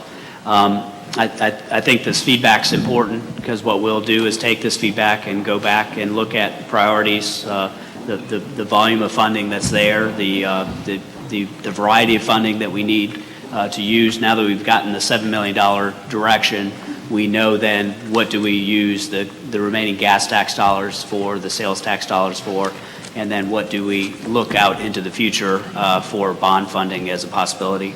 But I'll take that I'd like to just, question. the same with the police department, but with the City Hall Master Project, it looks like it's a placekeeper of $250,000 a year annually. I'd like to see a true-up somewhere where we know what real dollars we're spending, Okay. so we can make long-term decisions. The second question is City Hall parking garage, waterproofing, and structural repairs.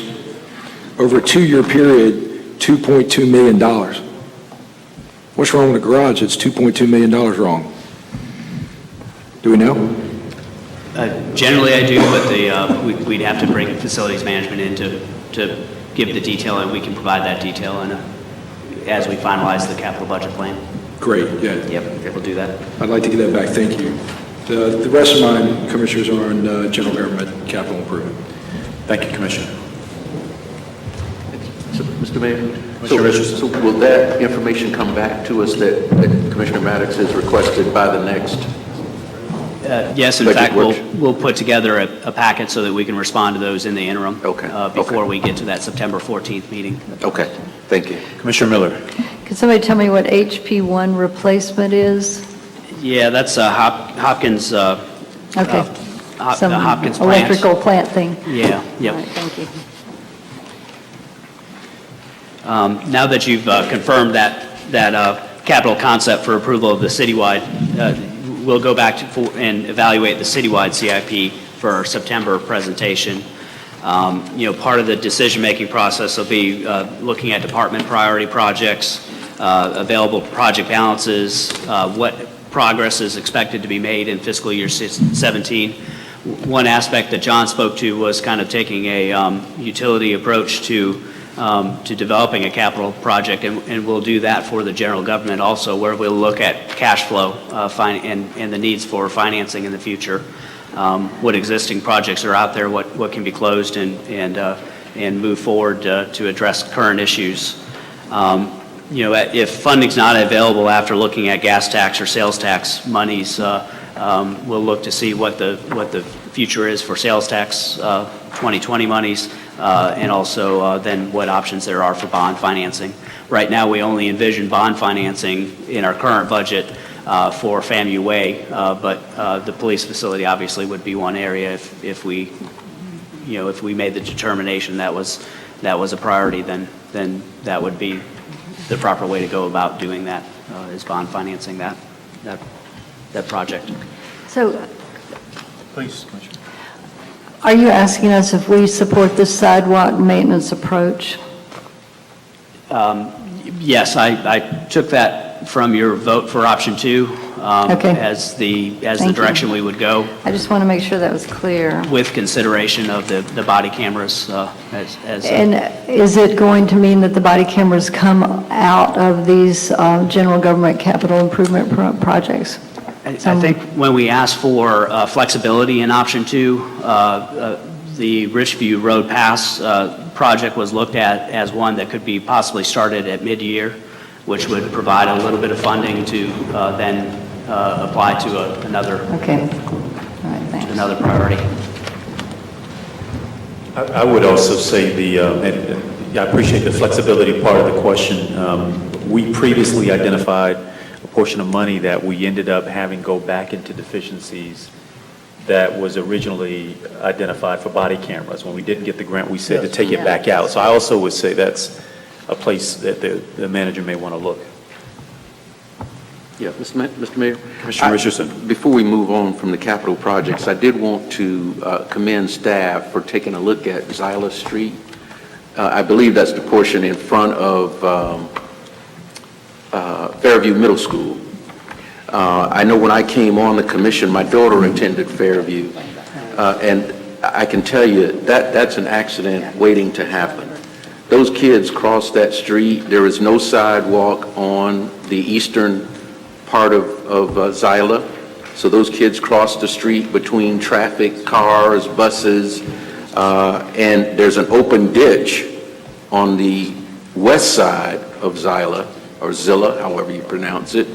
And I requested rails be put there because prior to that, there were no rails. There was a sidewalk and just a drop-off. So that is a hazardous stretch of street. And so I'm glad to see that we're going to be addressing that through the PASS program in this next fiscal year. Mayor. Commissioner Miller.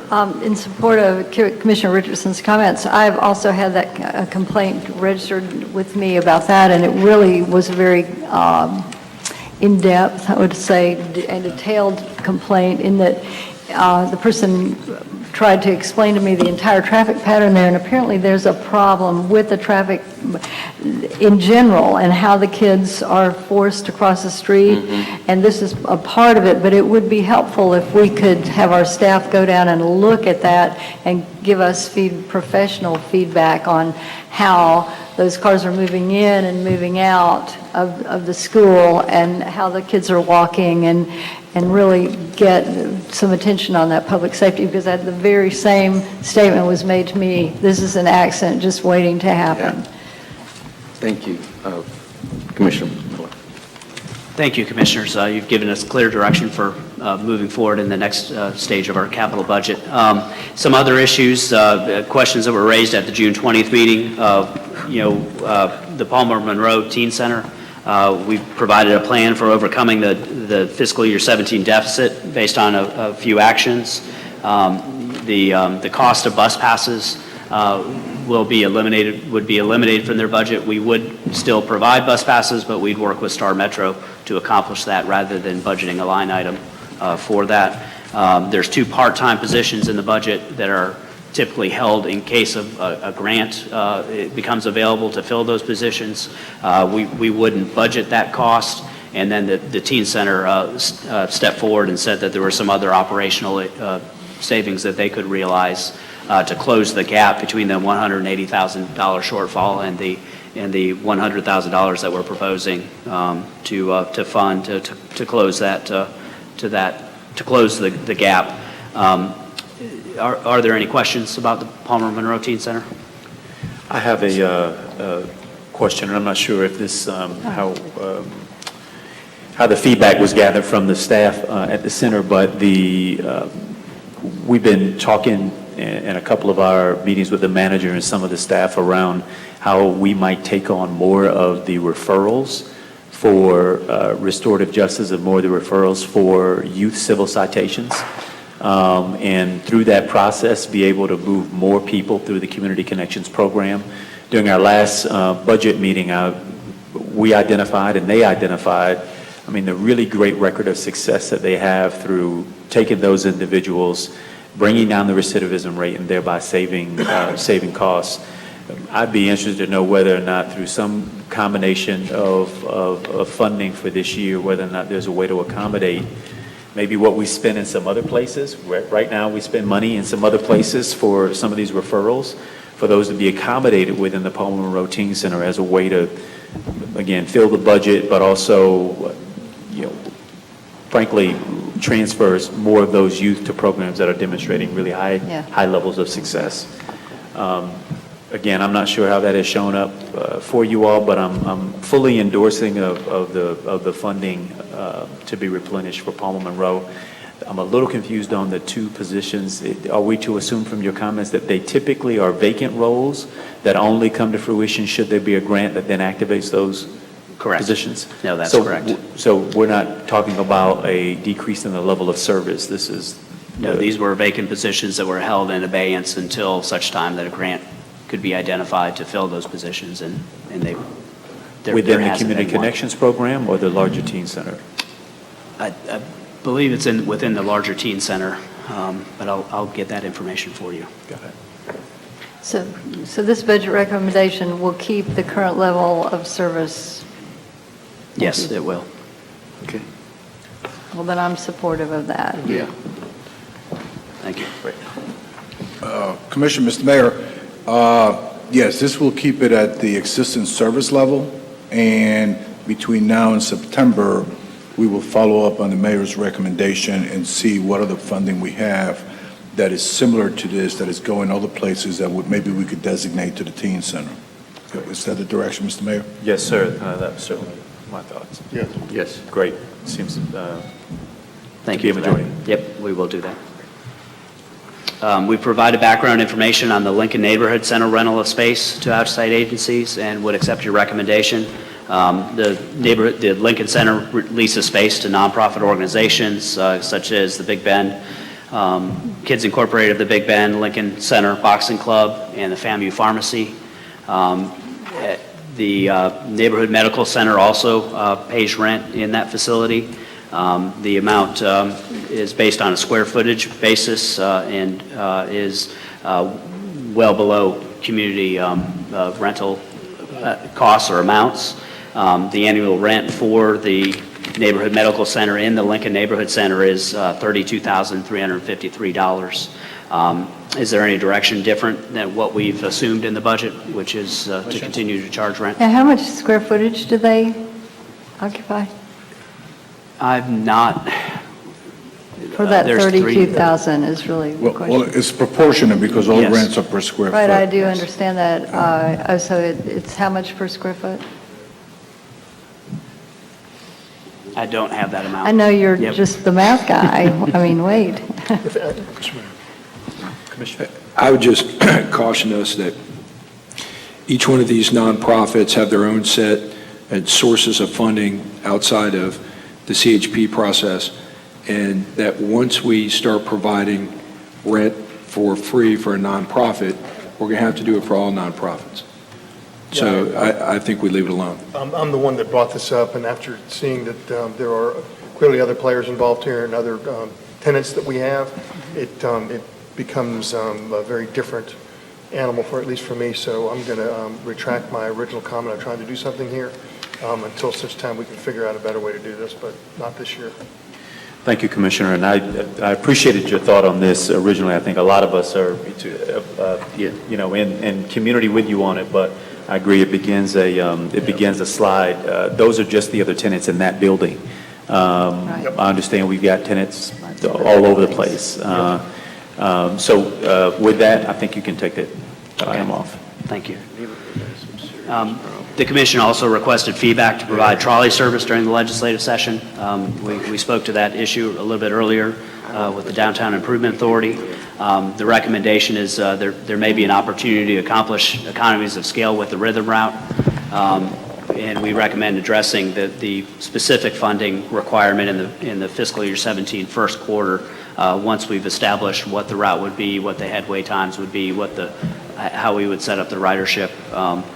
I'll entertain any questions. Commissioner Miller.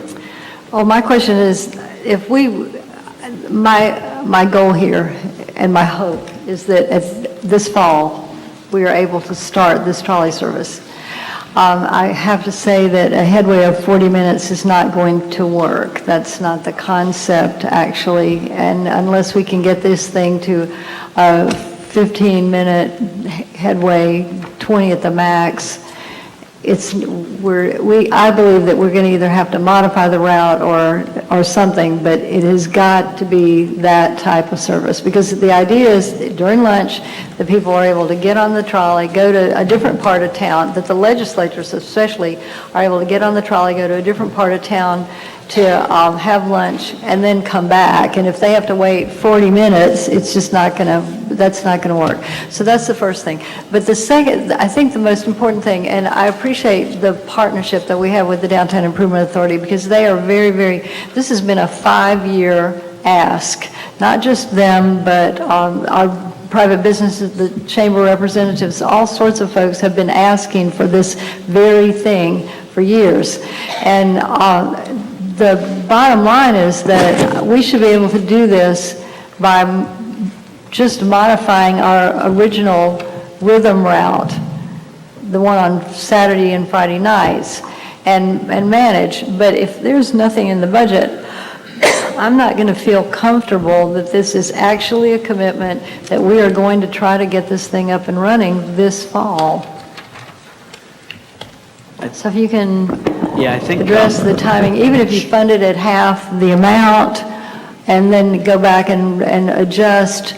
But I think that I'm ready for this to be done. I mean, this is 5 years of asking about this, and I mean, I don't go anywhere at all that they don't have a trolley. I don't understand why it's this big deal.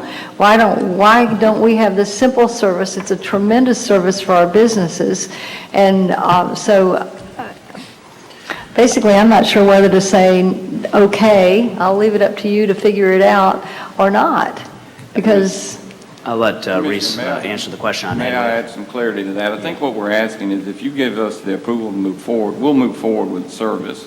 We think we can find some savings in combination with the rhythm route that we're not going to ask for a budget increase. Okay. If we need to talk about the budget, we'll do that or provide clarity later in the year. But if you give us direction today, we're going to move forward with that service. We'll determine the time and we'll determine the headway and how we would actually route it and combine it with the rhythm route. So that's really what we're seeking today. And when I say combine, I mean overall, the programs run at the same time of the year, not that they run as one. I agree. That's kind of our thought, that we think we've got some peak seasons. We've been able to observe the rhythm route now for, I guess it's been a couple of years now. Right. And we've been able to observe that. We think that makes sense to scale back to match those peak seasons. In doing so, we think that downtown trolley probably follows a similar peak period. If we match those up and maybe the stops are different, we'll have to work on that, and you have our commitment, we'll do that. So in the coming weeks and months, we'll go ahead and put that in motion. And we may have to be very creative with this in terms of our approach, and we can do that. So we're really seeking your guidance to move forward, but we're not asking for a budget increase to do that. All right, well, the rhythm route, and this is the last thing I'll say, but the rhythm route is popular during football season, very significantly popular. The trolley is really, we're looking at the legislative season, November to May kind of time. So there is not a direct correlation, but personally, I say yes to this, and I'd look to the rest of you to, I'm in agreement. Commissioner Maddox. When I voted for the pedestrian bridge that went over Cascades, I got a lot of criticism from folks that said they couldn't believe we were spending that money on a pedestrian bridge. And I explained to them that in the capital city, you have certain responsibilities. That if you ran a capital city like you run any other city, there would not be Washington monuments. There would not be a mall that goes down the middle of Washington, D.C. There wouldn't be a Jefferson and a Lincoln memorial and monument. In Tallahassee, we're the capital city, and we have some responsibilities. We had a trolley service in the downtown that operated during the day in the legislative session in the 90s.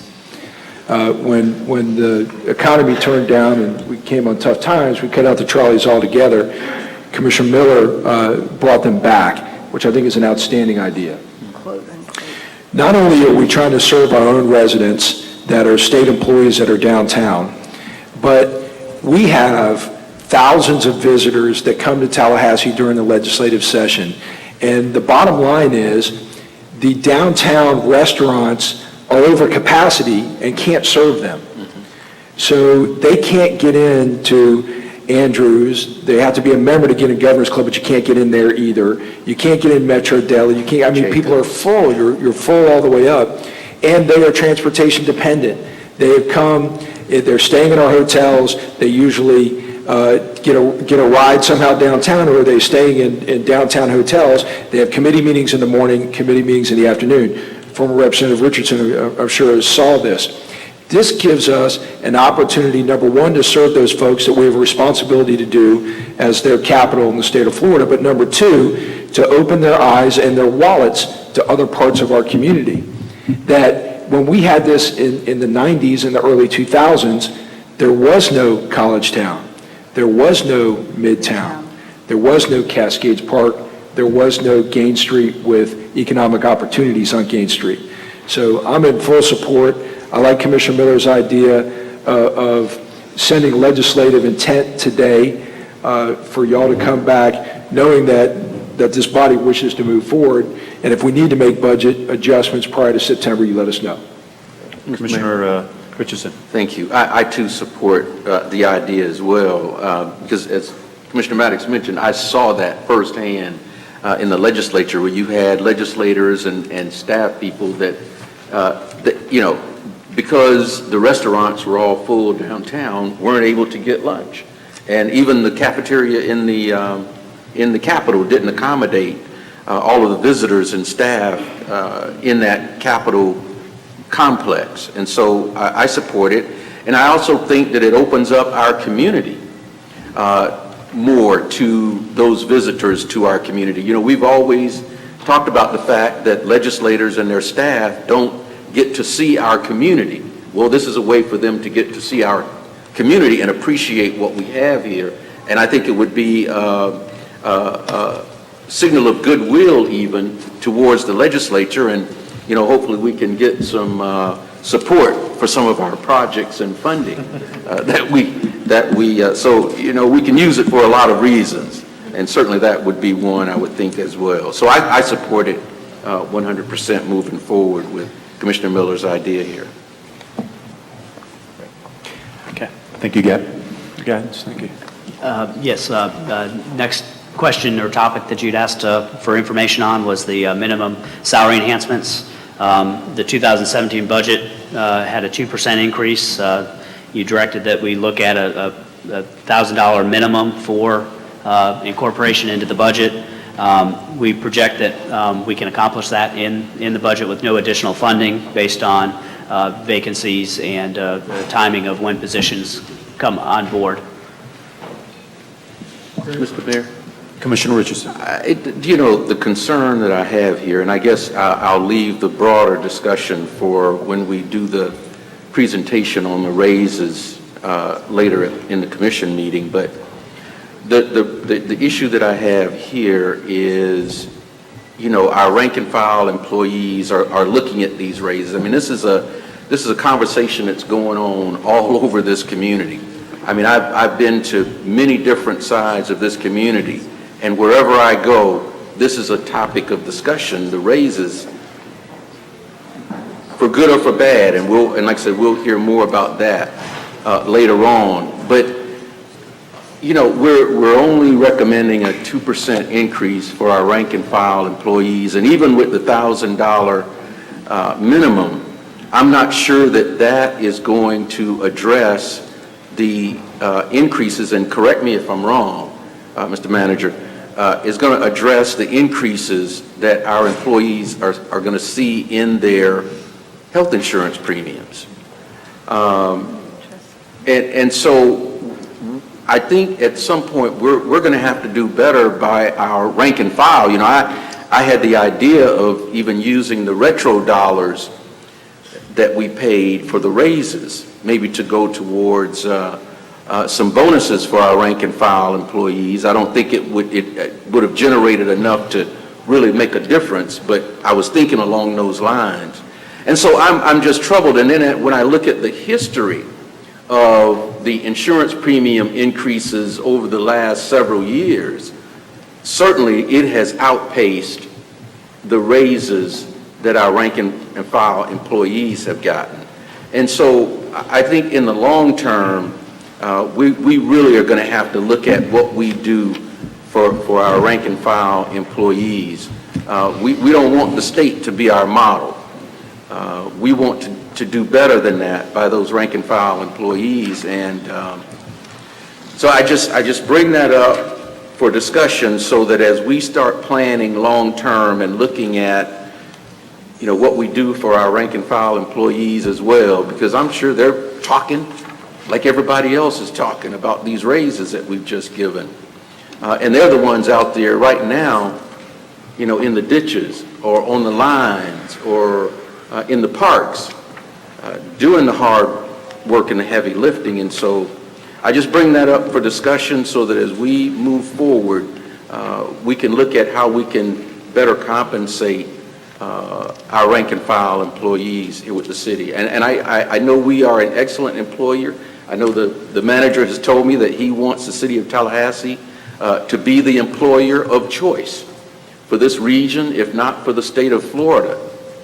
But we've got to address these issues, and I think sometime real soon, if we're going to be that employer of choice for our rank and file employees. Thank you, Commissioner.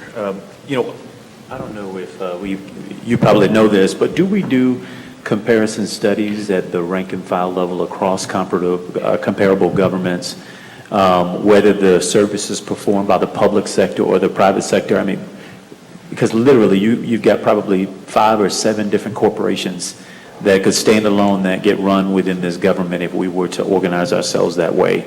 We do organize ourselves that way in the sense that each ACM is pretty much a CEO over some function or multiple functions of the government. But I know for our employees who are organized, a part of labor unions, when we go into negotiations, we have some sense of how they compare to other forces, police forces or fire units in comparable places. I'd be interested in knowing, and hopefully this is something that can be accomplished within the government. We don't have to do a consultant's report or anything like that to get some baseline. But it'd be helpful to know, so when we have these conversations, we're having them with a full deck and can make real comparisons between who we're competing for talent for, what do other governments and private sector folks who are performing similar functions as we are, what they're paying their employees as well. Because the unfortunate stain that we get being in the capital city is that a lot of folks here who are state workers and otherwise compare whatever it is that we do to what the state does.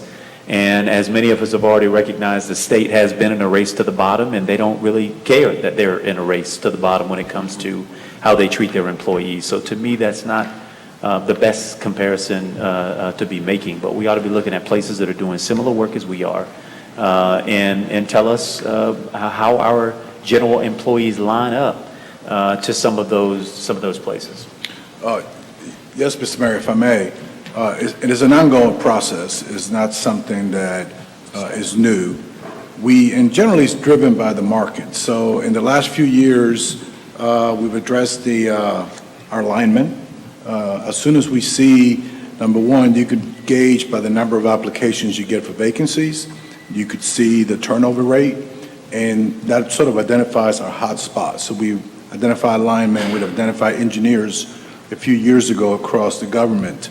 Garbage workers, especially on the commercial side, where we're losing a lot of them to construction companies and other things.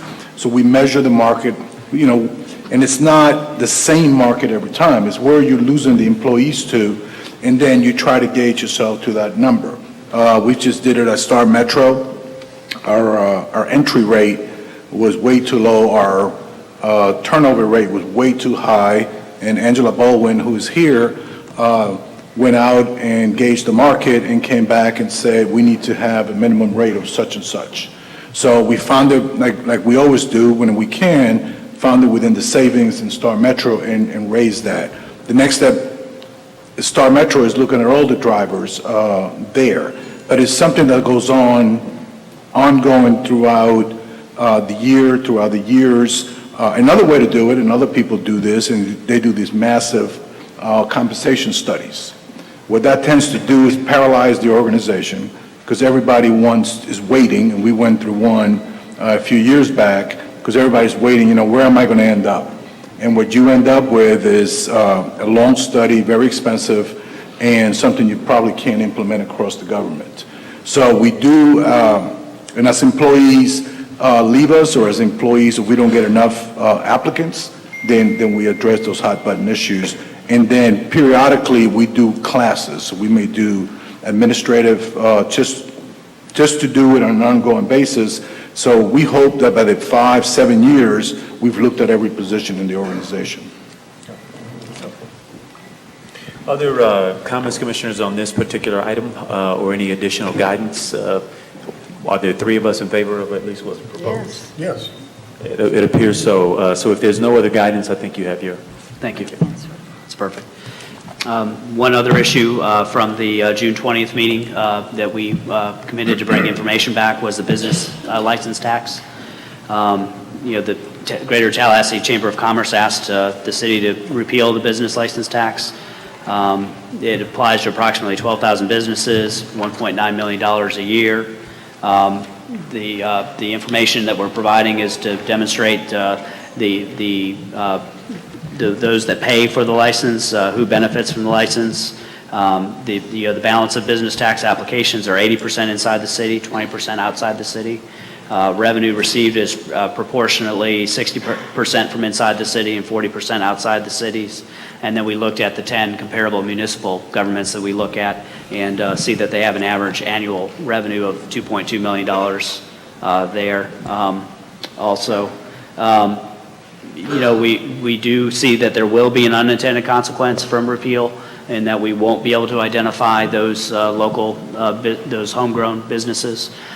We've explored whether or not we could look at utility bills to identify them, or to look at the state for direction. But that is going to be something that we'll have to address in the future.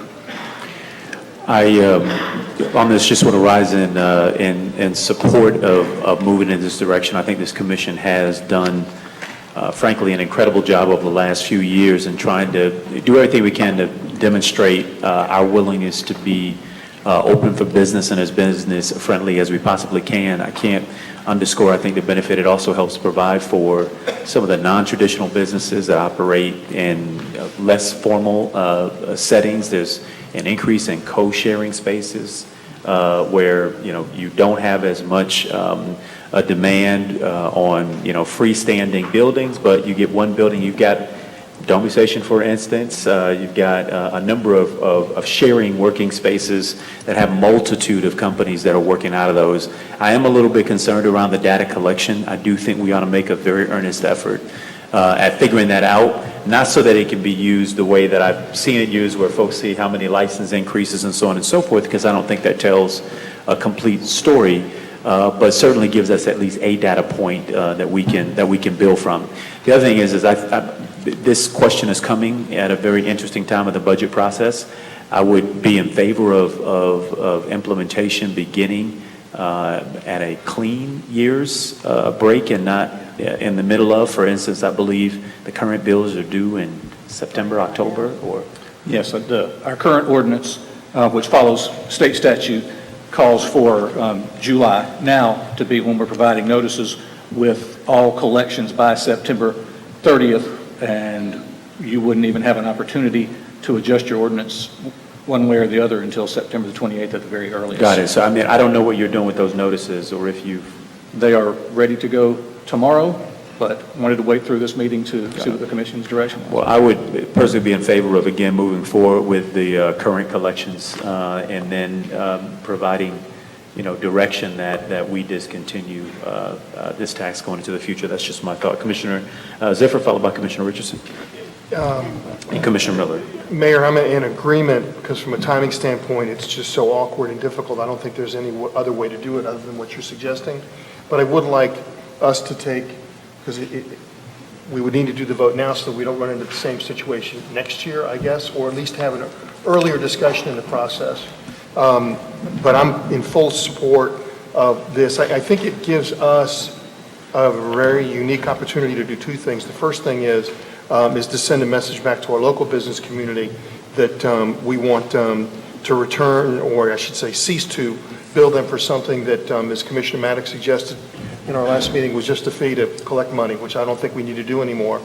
It also gives us and our economic development efforts a real opportunity to market what we've done around the rest of the state. We want to talk about the fact that we are business friendly. We want to talk about the fact that we are open for business and we want people to come here. So I am completely in support of us moving forward with this and actually doing whatever we can with our chamber and any other of our new economic development efforts to use this message to send it around the state or in the southeast or wherever that Tallahassee's open for business, and this is how we're demonstrating it. The county doesn't have it. We don't have it. Come to the city of Tallahassee, come to Leon County, because we want you here. Thank you. Commissioner Richardson, followed by Commissioner Miller and Commissioner Maddox. Thank you, Mr. Mayor. I want to give our treasurer clerk an opportunity, because I'm sure you all have talked to him like I have, and he expressed some reservations about this issue in light of what we're going to have to deal with in terms of funding our pension in a couple of years. So, Mr. Treasurer Clerk, could you take this time, and then I have some additional comments, Mr. Mayor, after that. Absolutely.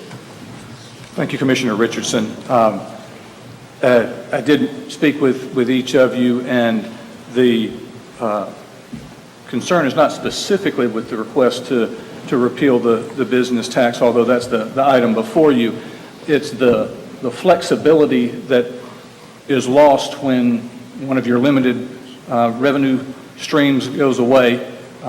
There are a couple of areas of responsibility where I see some potential costs. We do our pension report every couple of years. We have our actuaries identify what those costs need to be in terms of a funding need, and it appears that we're going to have an increase, not this year, but when we do our next report, which will affect fiscal 18. I've also heard discussion today of some capital needs and some bond funding, and on that debt issuance side is something that we manage, and though it does allow for an immediate funding source with payment over a period of time, that annual debt service commitment can be significant. So I think there are a couple of significant things, and that possibility of the pension increase, one as a result of mortality tables that the state's mandated, and then an evaluation of our earnings rate going forward. I think there are just some significant things where flexibility helps you.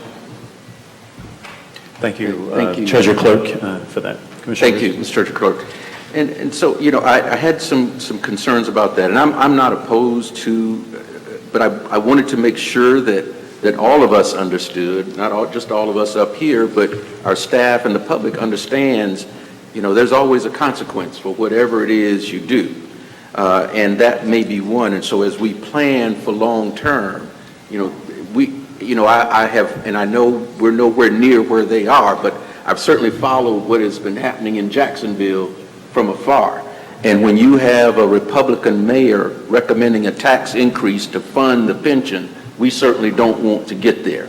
I think we have sort of made a compact with the citizens of this community that, we're not going to come back to them for any certainly any property tax increase anytime soon. And so I just wanted to make sure that we're cognizant of what we've got to address in the years to come.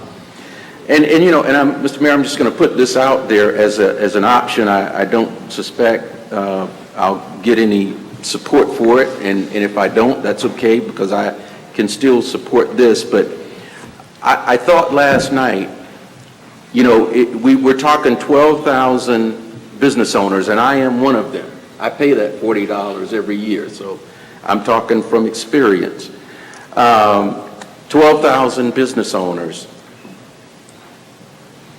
that generate about 1.8, 1.9 million a year. If we looked at, or were willing to consider all of our property owners, certainly that's a much larger base, and consider a 0.25 rollback. Now, you all don't have a heart attack, don't drop yet. A 0.25 reduction in the millage rate. My understanding is that would generate about the $2 million that we're talking about. And that would give, I think it still sends a signal that we're a business-friendly community. And it also gives those property owners on commercial property a tax break, and on residential properties a tax break. I don't know that in every case that would amount to what they're paying in the business tax, but I just wanted to put that out there for us to consider as an option for how we can move forward. And I thought about this, like I said, in light of the comments that our treasurer clerk made to me concerning the flexibility in making sure that we're able to cover our pension obligations in the years to come. So I put that out there for discussion, if there is any, Mr. Mayor. Are we in the millage rate discussion now? We will get there. Okay. Obviously, we can circle back to the recommendation. Okay. If you just hold that as a motion, and we'll bring it up during the millage discussion. Okay. Commissioner Maddox. Jeff, Commissioner Miller, or just me? I thought she was in front of me. Was it you and then? No, he's Okay. good. I want to hear what you have to say first. Thank Thank you. I mean, I'll be glad to address millage now, or we can address millage later, but You know what, in Let's talk fact, about the the truth business is tax. it will be relative to this decision, so Yeah. we can do it now. That's why I brought it up. Yeah, that's fine. if we didn't need the $500,000, we shouldn't have added it. So. Say it again. If we're rolling back now on the millage, if we didn't need that before, we shouldn't have added it last year. So I would rather us do all or nothing for either one. Either apply these dollars on a millage rollback or apply these dollars on eliminating the business tax. Philosophically, I am against the business tax, just because I don't think you should tax people for the privilege of doing business in your community. Small businesses pay ad valorem tax, they pay sales if they own, they pay sales tax on their rent if they rent. Most of them are charged sales tax on their products. They pay intangibles tax. They, of course, pay income tax. If they happen to make enough money and save it and invest it, they pay capital gains tax if they don't lose it and make some money on it. And then on top of that, we hit them with what once was called a license, a business license, occupational license, but in fact was just a tax, and we changed it to business tax, so we had truth in advertising.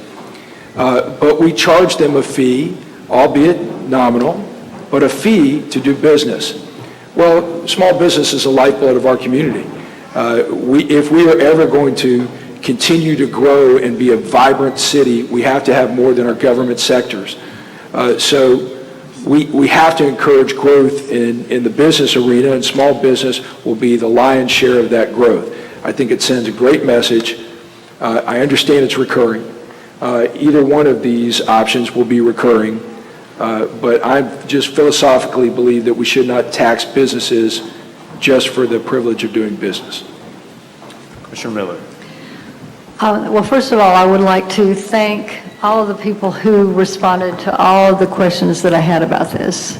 I asked you for a lot of analysis. I see the results here, and I really do appreciate, I know that Mr. Cook's office was involved in everyone, so thank you for that.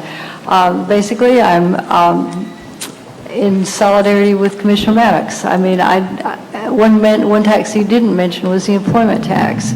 Our businesses employ our people. That's where their jobs are. And even if it's a company from out of town, they are still coming here and employing our folks. So I have a problem with just taxing people just to open a business. And this began for me when I realized that we were actually charging people to get a business license just to come here to set up a booth in the Lemoyne Arts Art in the Park celebration.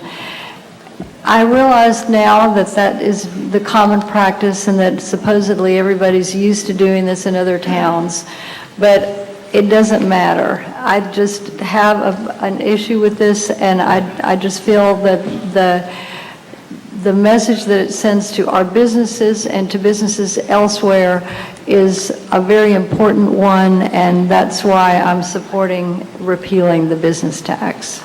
Thank you, Commissioner Ziffer. Okay, so I'm going to throw something else out there, and if there's no bite, then I'll make a motion.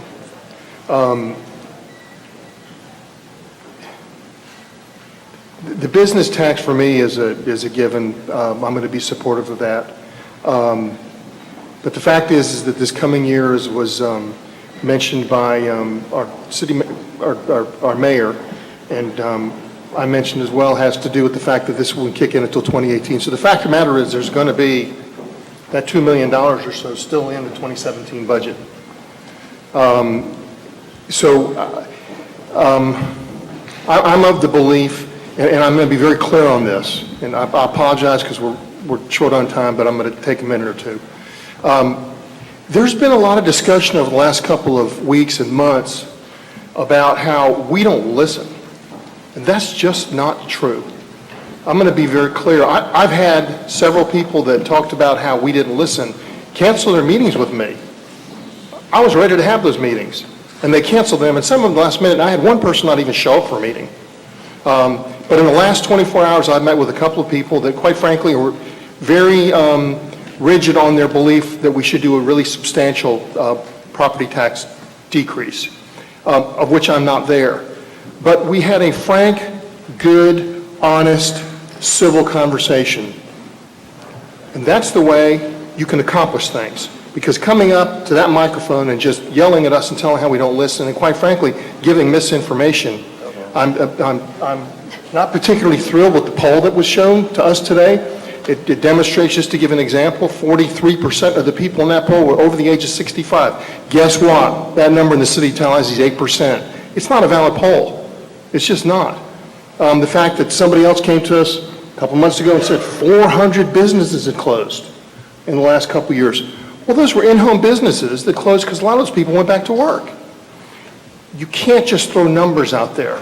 The best way to accomplish things is to have a good discussion. So having said all that, I've had good discussions in the last 24 hours. I think all of us are open.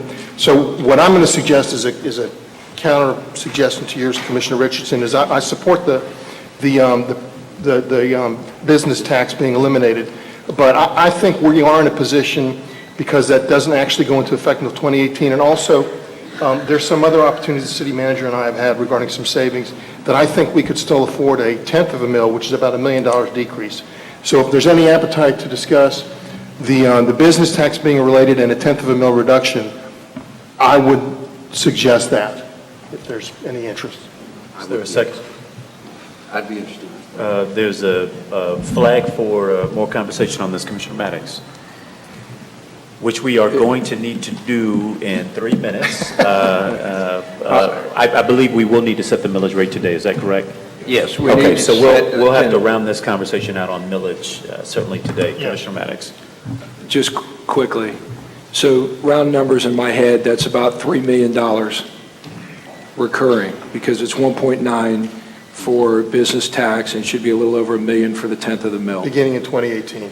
Correct, but recurring. So Yes. you defer it for 1 year. Yes. And it's $3 million recurring. Yes. The overall tax increase last year was $5 million. Correct? Half a mil is 2.5. Yeah. So Yes. $5 million total. I just, how did we go from, we had to have 5 million and the sky was falling, to we're going to give you, we're giving back 3 of it? We had an increase as a result of property values increasing. I mean, I'm all for it. I didn't vote for it to start with. So I'm okay if that's the direction we go in. I'm fine, but it just seems like a giant reversal. Commissioner Miller, followed by Commissioner Richardson. Gentlemen, we've been here for 3 hours. We've had a presentation. A lot of it is right here on the paperwork in front of you. If I really am totally unclear where you see there is no need and there's extra money, I'm sorry, but I just don't understand. And I mean, you're either looking at different numbers than I am, but the fact that all of this million or that, 400,000 or that or whatever is all going to come off of what we finally said, and what is, by the way, according to everybody's survey, very important to the people of this community, and that is their maintenance programs. And it's going to come directly out of that money that is intended to be returned to that. And so I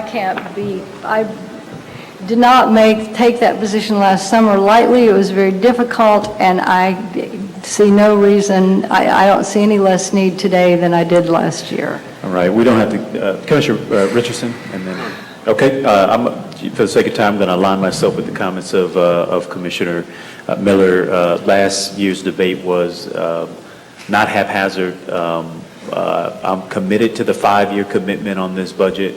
We can do the math in our own head and start subtracting based off the treasurer clerk, based off of a number of needs that were identified on the capital project list. And I would hate to find ourselves back at the public in just a year or two saying, hey, we made a mistake, we've got to go back up. I recognize and appreciate the sentiment, but I'm going to agree with Commissioner Miller on this. Commissioners, we now need to make a decision on this, on the business tax. I believe we heard at least the majority of us, at least, in support of including this in the, for impact in the 2018? Correct. In the 2018 budget, not the 2017 budget. And I don't believe there's dissension on that, so that's good. I move that we eliminate the business tax starting in 2018. Second. Great. There's a motion and a second. All those in favor, let me know by saying aye. Aye. Those opposed, no. Motion passes unanimously. Yes, Commissioner. No, we're gonna go through a series of 3 votes. No, I had a couple of other issues that I... Okay. So what we'll do, if they are not related to the millage, setting of the millage, we'll take the millage vote and then agenda your items at the regular city commission meeting. How can we take the millage vote if we... Unless your items pertain to a reduction in the millage or an increase beyond what's being proposed, we can take these votes and still deal with some of the basic budget questions you might have. Does that make sense? The 3 votes we're about to take will deal with the setting of the 2017 millage for the downtown improvement as well as for the city. Okay. And so the first motion issue we need a motion on is I need a motion to approve the fiscal year 2017 tentative millage rate for the city of Tallahassee of 4.2 mills. So moved. Is there a second? I'll pass the gavel to second. All those in favor of the motion, let it be known by saying. Do we not have discussion? Yeah, absolutely. If you.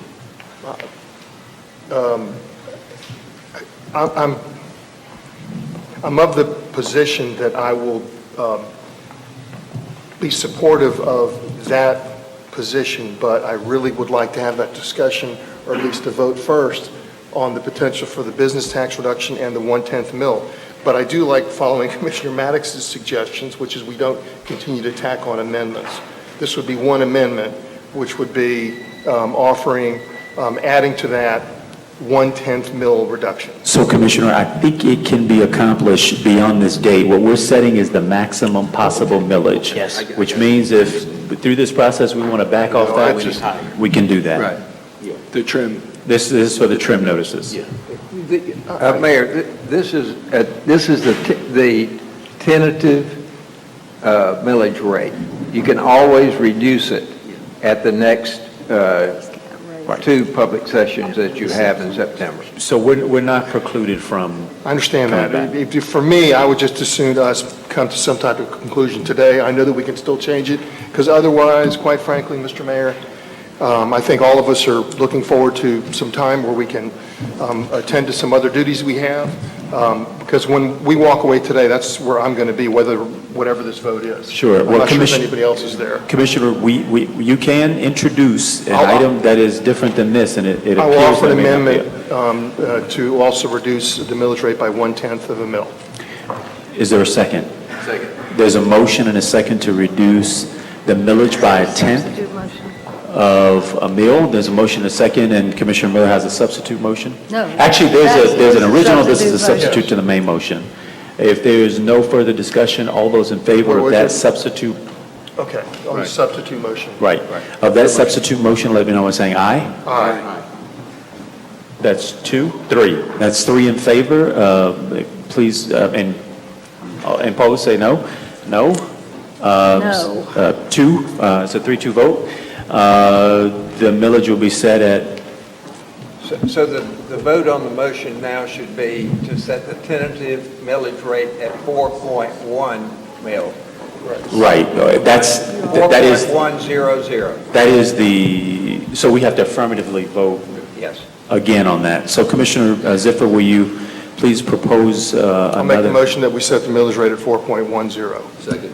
There's a motion and a second to set the millage at 4.1 mils. All those in favor, let it be known by saying aye. Aye. Those opposed, no? No. Motion passes. Commissioners, the next motion is to approve the fiscal year 2017 tentative millage rate for the Downtown Improvement Authority at 1 mil. Is there a motion? So moved. There's a motion and a second. All those in favor, let it be known by saying aye. Aye. Those opposed, no. Motion passes unanimously. And option 3 is to set September 14th and the 28th as the dates for the public hearing to begin at 6 p.m. In the City Commission chambers. So moved. There's a motion and a second. All those in favor, let it be known by saying aye. Aye. Motion passes unanimously. If there's no further business, we'll stand. But we'll adjourn this meeting and reconvene in approximately 5 minutes.